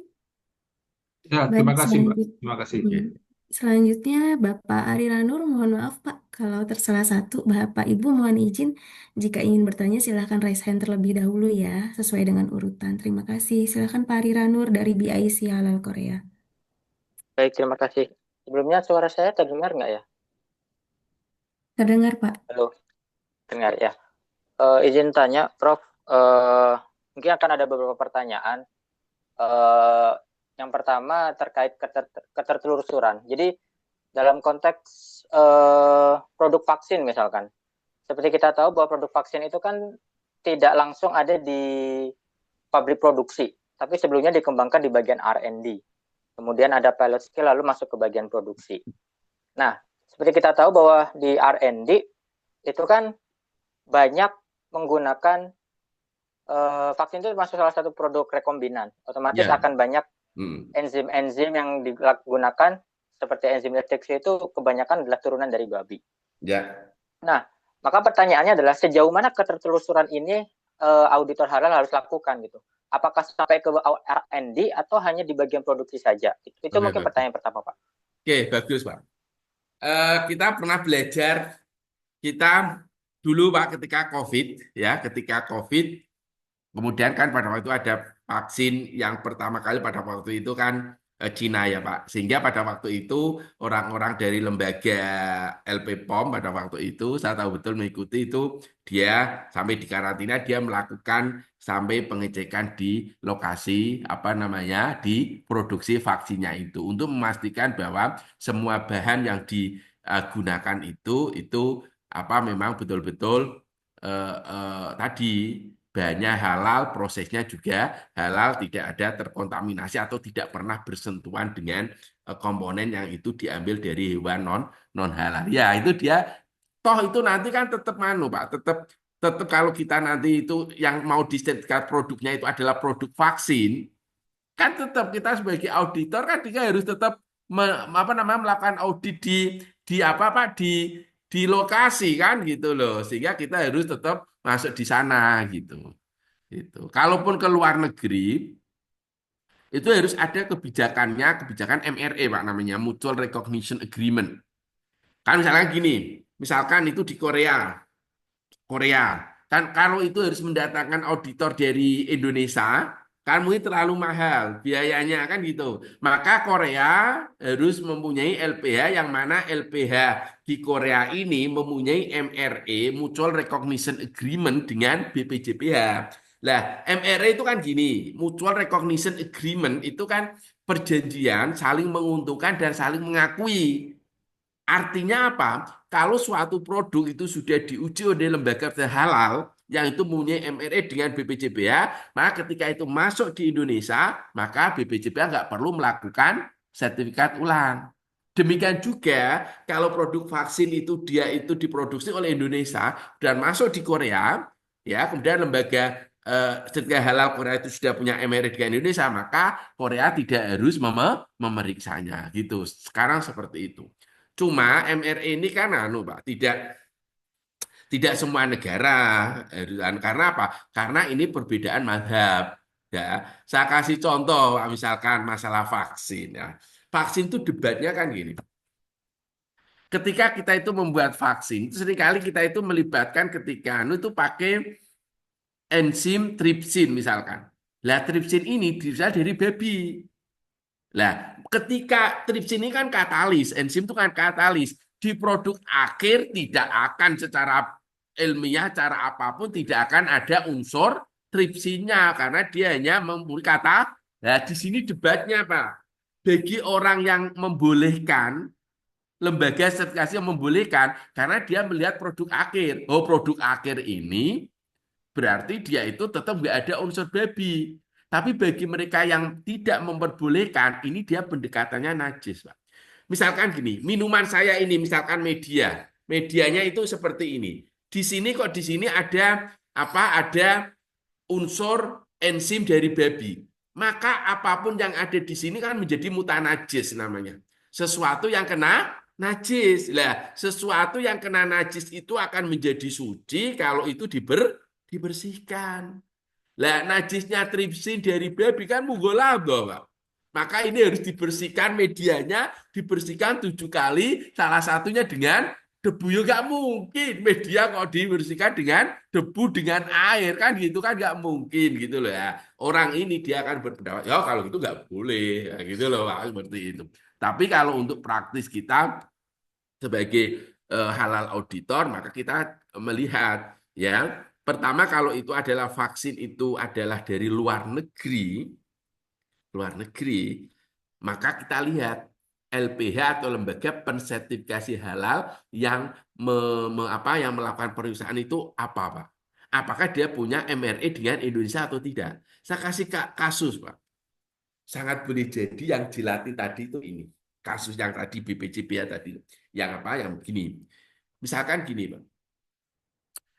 Jilatin babi itu peristiwanya namanya kalau dalam bahasa hukum fikih namanya istihalah. Istihalah itu perubahan. Istihalatan. Jadi berubah. Kan dia dari tulang, Pak. Dari tulang, dari kulit. Wujud akhirnya kan jilatin seperti itu kan. Kan nggak ada unsur tulang, nggak ada kulit. Maka ini namanya istihalah. Lah, bagi mazhab Syafi'i di Indonesia, wong asalnya ini najis ya tetap ini najis. Maka Indonesia tidak memperbolehkan jelatin babi. Tetapi Pak, ada beberapa negara itu yang membolehkan jelatin babi. Lah sekarang, kalau kita tidak ada MRE, Pak, ini mungkin kasus tadi itu dikeluarkan negara yang tidak punya. Misal gini, saya punya jelatin babi. Saya tahu di Arab, misalkan ya, itu mazhabnya itu membolehkan jelatin babi. Saya punya produk cangkang kapsul. Ini dari jelatin babi. Karena kalau itu di Indonesia nggak mungkin dapat sudah halal, saya kirim Pak ke Arab. Tahu ya? Arab kan nggak masalah jelatin babi. Maka Arab akan mengeluarkan sertifikat halal. Kan itu. Terus diekspor ke Indo. Nah, kan bisa masalah. Makanya kita harus pastikan dulu bahwa Arab ini atau lembaga ini harus mempunyai MRE dengan Indonesia. Gitu, Pak. Ini kita harus bicara kalau Anda kerja di luar negeri, maka pastikan LPH Anda itu harus punya MRE dengan BPJPH. Saya belum pernah ngecek, tapi katanya BPJPH sudah ada list lembaga-lembaga yang itu mempunyai MRE dengan BPJPH. Gitu ya, Pak Arya Nur ya. Baik, terima kasih Pak.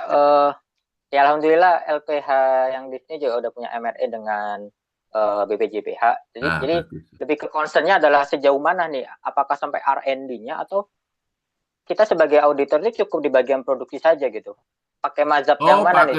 Sampai produksi kalau kita sampai R&D ya enggak, Pak, kejauhan lah. Kalau saya sebagai auditor tentunya saya hanya sampai di proses produksi. Kalau sampai R&D-nya ya tidak lah, Pak, itu. Berarti dengan konteks tadi vaksin, apapun yang digunakan dalam pengembangan vaksin di R&D, lalu masuk di bagian produksi, kita tidak ikut campur di bagian R&D-nya, Pak ya? Tentu kayak gini, kalau tentunya kita tidak mau, maksudnya R&D itu kan mungkin formula apa, tapi kan kita bisa selama itu proses memproduksi vaksin, bahan-bahan yang digunakan itu apa, prosedurnya seperti apa, kan kita akan tahu, Pak. Oh, prosedurnya, oh saya ditambah dengan enzim misalkan, oh enzim ini dari mana, kan kita bisa menelusuri gitu loh. Tapi yang pikiran saya ada RNI itu tadi, kita itu harus menggunakan tripsin dari babi atau dari sapi. Oh, kita kan nggak perlu tahu itu karena orang periset akan punya pertimbangan-pertimbangan tertentu seperti itu, gitu loh, Pak. Ya, gitu. Baik, terima kasih, Pak. Mungkin satu pertanyaan lagi, ini terkait produk, karena akan kemungkinan besar banyak klien-klien kita itu dari menggunakan registrasinya ada produk kosmetik, Pak. Jadi kita tahu kosmetik itu kebanyakan klien kita adalah produknya kosmetik. Kosmetik itu kan kebanyakan sekarang berkembangnya menggunakan peptida. Ya. Nah, salah satu proses di peptida itu adalah kita menderivatisasinya. Ya. Dan ada proses filtrasi. Betul. Nah, ada satu kasus bahwa dalam proses filtrasi itu bahan filternya itu tidak ada di positive list dan tidak ada penggantinya gitu, Pak. Jadi tidak ada di positive list si real filternya. Nah, itu kita sebagai auditor gimana? Apakah cukup dengan pengganti seperti COE? Kalau MSDS kan nggak mungkin ya, Pak ya, karena kan dia alat ya, material, bukan bahan. Mohon maaf. Terima kasih, Pak. Nah, kita kalau seperti itu, ya ini penting. Makanya ini sekali lagi, mengapa auditor itu harus kompeten base ya, harus berdasarkan pada kompetensi. Karena yang tahu seperti, ini kan kemungkinan penyaring ini itu harus tanya. Ini dia itu ada ya tadi COE-nya minimal dari COE atau dari dari spesifikasinya kita akan tahu itu bahan dari apa. Misalkan itu dari tulang, nah kita akan curiga itu dari tulang babi gitu loh misalkan, sehingga kita kan bisa menelusuri gitu loh seperti itu. Bagaimana proses produksinya? Nggak ada zat halal, nggak mungkin itu diganti dengan yang halal. Mau nggak mau harus kita menelusuri, uji lab juga nggak mungkin. Kita harus menelusuri sampai bagaimana proses produksi dari penyaring tadi gitu loh. Ya, seperti itu. Dan itu kan mau nggak mau harus perusahaan kan saya yakin terbuka gitu loh. Prosesnya seperti apa itu terbuka. Itu kan duluan Pak, yang air itu Pak, air minum dalam kemasan itu. Kenapa itu wajib bersertifikat halal gitu kan? Kalau dari kemasan loh, katanya itu kan kalau yang positif list itu kan air-airan Pak, air-air yang yang biasa itu ya. Tapi kalau air-air itu kan katanya yang melalui saringan itu ya katanya lah ya, itu saringannya itu ada potensi dari ada unsur tulang tulang babi, makanya itu wajib bersertifikat halal gitu ya. Baik. Siap. Bagaimana Pak Ariranur? Sudah cukup?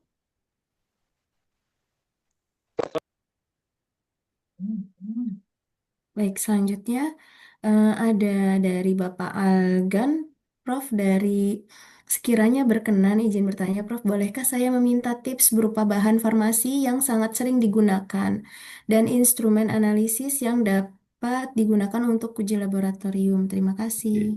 Oke, bagus ini pertanyaannya. Semuanya pertanyaan bagus-bagus. Oke, gini ya.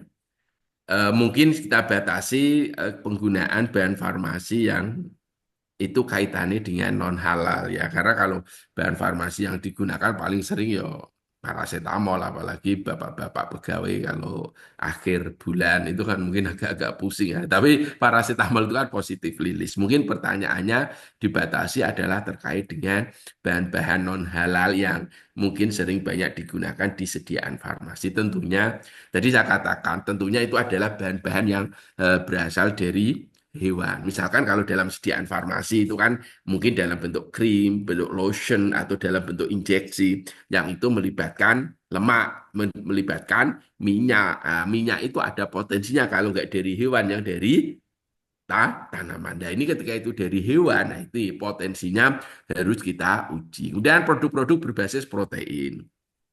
Ya, itu juga mungkin berasal dari hewan atau tadi kolagen berbasis pada peptida. Ya, peptida itu kan hasil hidrolisis dari protein. Nah, itu juga bisa berasal dari hewan. Artinya, ketika bahan-bahan itu apa berasal ada potensi itu berasal dari hewan itu sangat kritikal. Nah, lalu kalau pertanyaan metode apakah yang bisa digunakan? Sebenarnya analisis untuk kehalauan produk itu kan sederhana. Gini ya.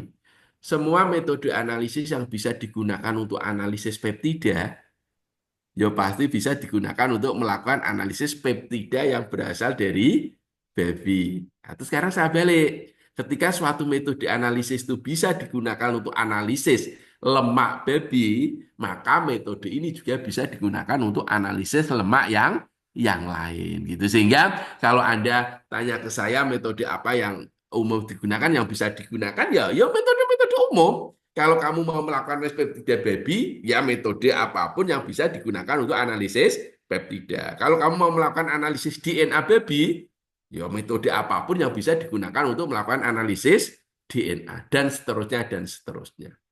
Gitu ya, Mbak. Baik, Pak. Baik, Terima kasih bagaimana Pak banyak Algan? atas jawabannya. Saya mau izin bertanya kembali, Pak. Pertanyaan kedua saya itu sebenarnya saya kepo saja ya, Pak, melanjutkan pertanyaan sebelumnya yang membahas bahan dari tubuh manusia, Pak. Iya. Jadi ini studi kasus saja.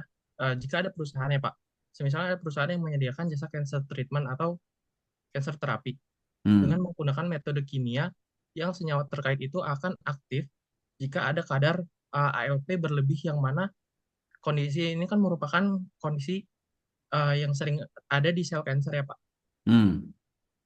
Nah, perusahaan ini kan menyediakan jasa yang menyediakan jasa, berarti yang dianalisis itu bukan produknya, cuman metodenya ya, Pak, berdasarkan presentasi Pak sebelumnya. Nah, secara bahan ini kan kita menggunakan bahan kimia yang berasal dari logam emas, Pak. Berarti kan masuk bahan positif, Pak, positif list. Namun logam emas tersebut itu diaktifasikan dengan ALP yang overexpress atau berlebih. Nah, itu kan berasal dari tubuh manusia. Dan ada reaksi kimia di situ, Pak, antara logam silver dengan ALP ini, Pak. Nah, itu bagaimana ya, Pak, status kehalalannya? Status kehalalan apa?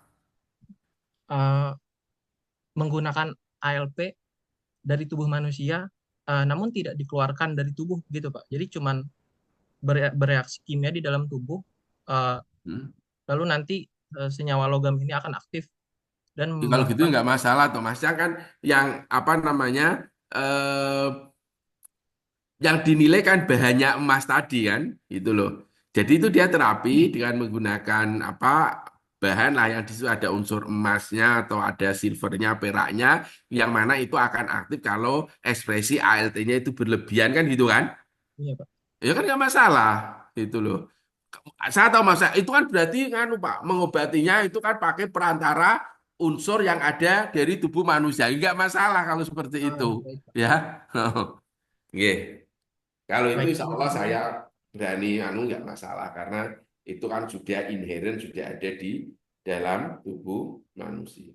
Kan sama. Itu nanti proses metabolismenya kan melibatkan aktivasi harus mendengar organ-organ manusia Pak kan gitu ya. Ya, baik. Terima kasih banyak, Pak. Oke, sip. Baik, terima kasih banyak Pak Agan untuk diskusinya. Selanjutnya hampir mirip Pak, Prof. Dari Bu Nur Rahmi, izin bertanya lagi Prof terkait klinik kecantikan di Indonesia yang menggunakan darah sendiri untuk keperluan regenerasi kulit yang bersangkutan. Apakah metode ini termasuk haram? Mungkin ini bisa ditanyakan juga di bagian Ya, fatwa nanti ya apa Prof. itu fatwa nanti ya itu kalau itu dari diri sendiri mungkin boleh ya gitu.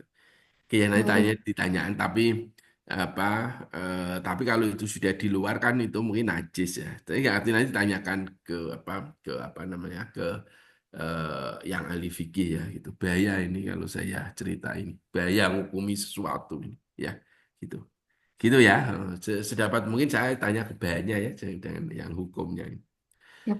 Oke. Selanjutnya, siap Prof. Selanjutnya dari Bapak Rohman Arif, izin bertanya untuk contoh temuan kasus gelatin babi pada marshmallow yang sudah ada SH-nya, apakah ada konsekuensi untuk auditornya?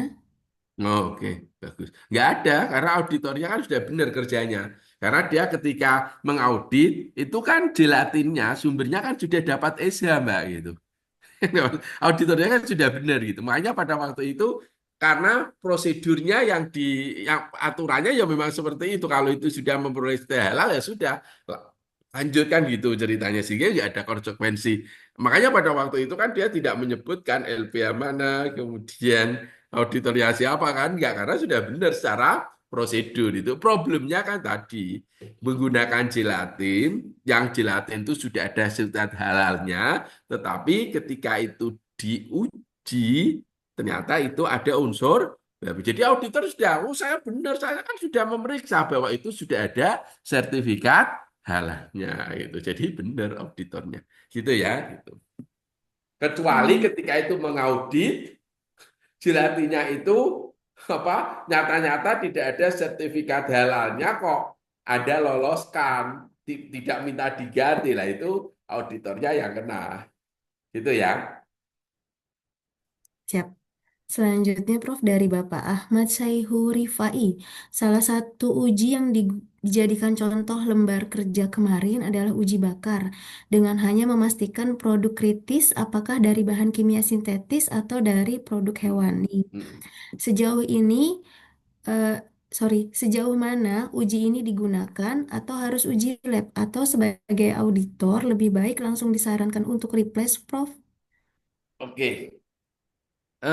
Itu gini karena kasusnya mungkin yang dicurigai itu kan dari bulu ya sehingga kalau bulu itu ya kalau itu apakah ini bulu itu kan potensinya itu dari sintetik kalau sintetik nanti bau-bau karbon ya ataukah itu dari hewan bulu hewan kan nanti bau seperti kacang itu karena itu apa protein gitu jadi tergantung kasusnya apa yang dicurigai ya kalau untuk dulu untuk early detection ya tadi cukup dengan dibakar itu sudah efektif. Cuma kalau itu bulu kan potensinya itu berasal dari kambing misalkan loh ya atau berasal dari babi. Artinya kalau baunya itu bau rambut seperti kalau rambut kita terbakar nah itu berarti dari hewan gitu loh ceritanya. Tapi kalau itu bau-bau seperti nilon dibakar ya itu berarti dari apa dari karet atau dari plastik gitu ya itu tergantung bahan yang dicurigai apa kalau daging babi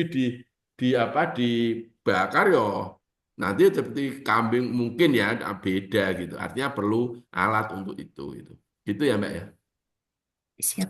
Terima kasih, Prof. Selanjutnya dari Bapak Ahmad Baihaki. Izin tanya Prof, untuk sarana farmasi apotik dengan adanya aturan wajib halal ini, sepertinya aturan ini menjadi beban penambahan biaya untuk pemilik sarana. Bagaimana pendapat Prof?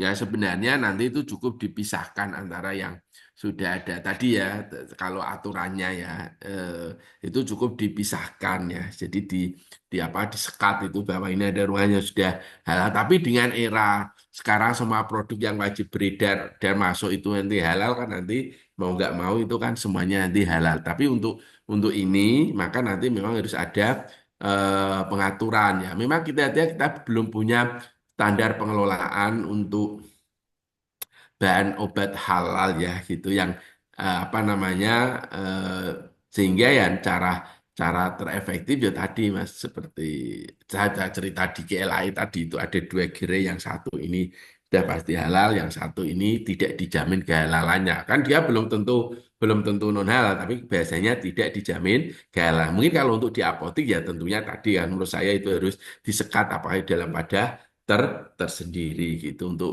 apa namanya yo tapi kan ya padat ya kan ya tapi ya memang aturannya seperti itu untuk kehati-hatian kan juga nggak terjadi kontaminasi silang sebenarnya gitu ya. Baik, terima kasih Prof. Bagaimana? Oh, satu lagi Prof dari Ibu Farida. Izin bertanya Pak, kalau produk turunan babi sudah jelas critical point, tapi bagaimana dengan produk turunan hewan halal yang tidak disembelih secara halal? Karena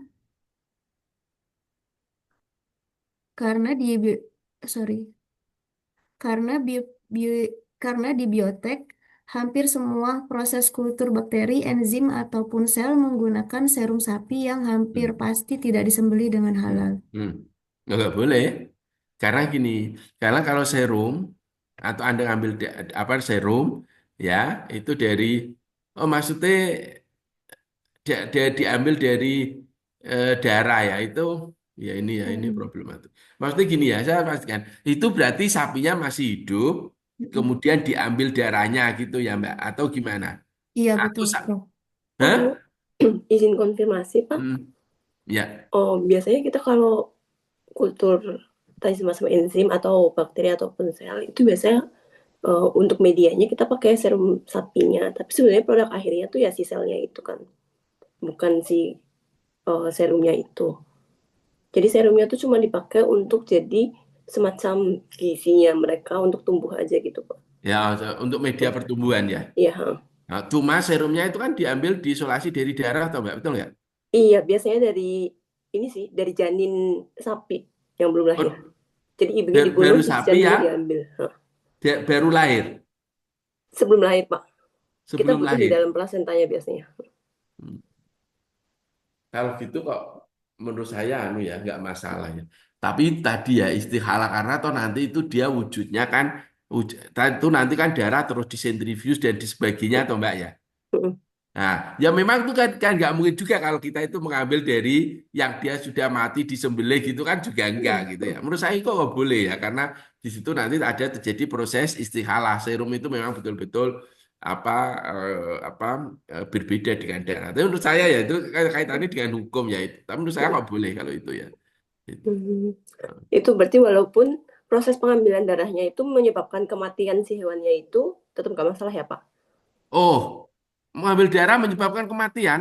Iya, Oh, kalau gitu nggak boleh. Kok nggak bisa bisa ya? menyebabkan kematian, Mbak? Hmm. Kenapa? Iya. Gitu ya. Kalau Mm-mm. enggak sekarang gini, itu kalau secara ethical clearance boleh ya? Mm-mm. Boleh. Boleh. Ya mungkin kalau secara ethical clearance boleh kan dia sudah melibatkan anu hewan itu ya. Tapi kalau status anunya mungkin karena itu untuk dimanfaatkan ya. Saya nggak ngerti kalau status anunya ya, Mbak, status Ya. hukumnya ya seperti itu. Tuh, Karena karena biasanya step ini nih ada di step yang paling awal gitu, Pak. Terus nanti hmm, kemudian berlanjut ke yang step berikutnya. Cuman hmm. kalau posisinya kita sebagai auditor itu yang bingung itu adalah walaupun ini ada di proses awal dan kemudian mungkin banyak filter-filter yang berikutnya sekalipun origin yang kayak gini ini bermasalah atau enggak gitu. Karena itu terkait dengan tadi ya. Kalau Iya. itu Mungkin karena tadi ya kalau itu sudah ethical clearance menurut teman-teman dari anu mungkin kan nggak masalah ya. Tapi saya terus terang nggak berani menghukumi kalau secara bahan kalau itu sudah ada ethical clearance-nya itu mungkin itu nggak masalah gitu. Tapi secara apa namanya hukum kenajisannya itu loh Mbak, hukum hukum hukum apa bagaimanapun itu kan dia mengambil darah ya. Darah itu kan najis itu loh Mbak. Ya kan? Darah itu kan najis itu loh Mbak. Lah, kalau itu kemudian itu dibuat untuk serum, kemudian itu mungkin itu jadi serumnya ini nggak masalah karena mungkin itu apa namanya istihalah ya berubah drastis. Cuma hukum hukum apa tadi mengambil darah yang menyebabkan hewan itu menjadi mati. Kenapa itu tidak disembelih gitu loh? Gitu. Karena kalau dia disembelih kan itu dagingnya bisa dimanfaatkan gitu. Itu yang menjadi konsen saya gitu. Ya, gitu. Kenapa kok nggak disembelih, Mbak? Nggak disembelih dulu? Karena kalau disembelih aliran darahnya berhenti, Pak. Jadi darah yang Oh, diambil nah sedikit itu aja. mungkin itu alasan yang membolehkan. Karena kalau itu disembelih aliran darahnya mati dan tidak bisa memperoleh serum yang diekstraksi dari darah gitu kan, Mbak? Betul nggak? Iya, biasanya masalah jumlah dan efisiensi sih biasanya kalau di Ya, itu ini. mungkin alasan itu yang akhirnya membolehkan dalam atas nama kedaruratan gitu ya, seperti itu. Ya, oke. Gitu ya. Ya. Terima kasih, Pak. Oke. Gitu ya, Mbak ya. Baik, siap. Terima kasih, Prof.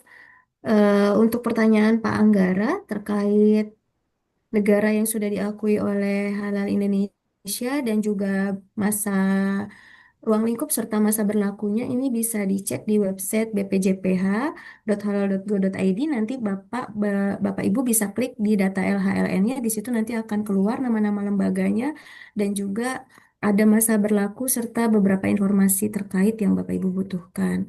Nah, terkait Bu Dina Wahyuliana, banyaknya kosmetik yang beredar yang belum bersertifikat halal, ini nanti akan mengikuti masa dari apa namanya penetapan kewajiban sertifikasi halal itu sendiri untuk produk kosmetiknya gitu Bu Dina. Kemudian selanjutnya satu lagi Prof sebelum kita akhiri sesi ini dari Ibu Risa izin bertanya Prof bagaimana alur untuk audit kehalalan kosmetik Maklon berhubung tempat produksinya bukan punya pemilik kosmetik. Oke. Demikian, Prof. Artinya kita yang diaudit tetap apa nanti ke lokasi produksinya gitu, Mbak. Jadi tetap yang diaudit ya, kan saya juga sering memaklonkan ya.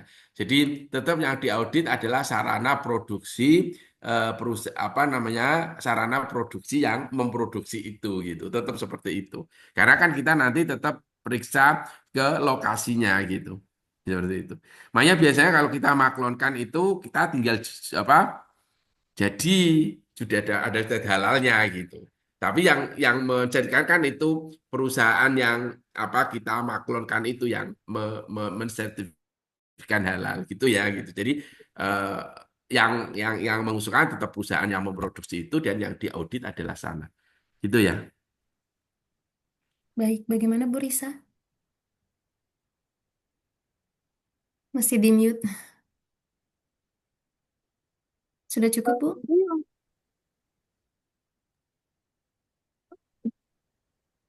Boleh, Bu. Suaranya tadi masuk kok. Jadi dan laporannya kita minta ke perusahaannya atau ke kosmetik yang punya kosmetik. Bagian yang kosmetik aja yang memproduksi kosmetik, fasilitas kosmetik itu tidak semuanya yang menjadi ruang lingkup itu. Karena kan dia biasanya kalau perusahaan apa maklon itu kan dia apa-apa kan dia anu toh dia kerjakan kan gitu. Makanya ini nanti kan yang dicek adalah bahan dan alat yang digunakan selama pembuatan dan juga proses produksi untuk sediaan kosmetik tadi.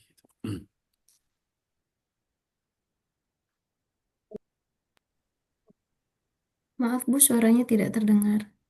Boleh. Oh ya, baik. Terima kasih, Prof.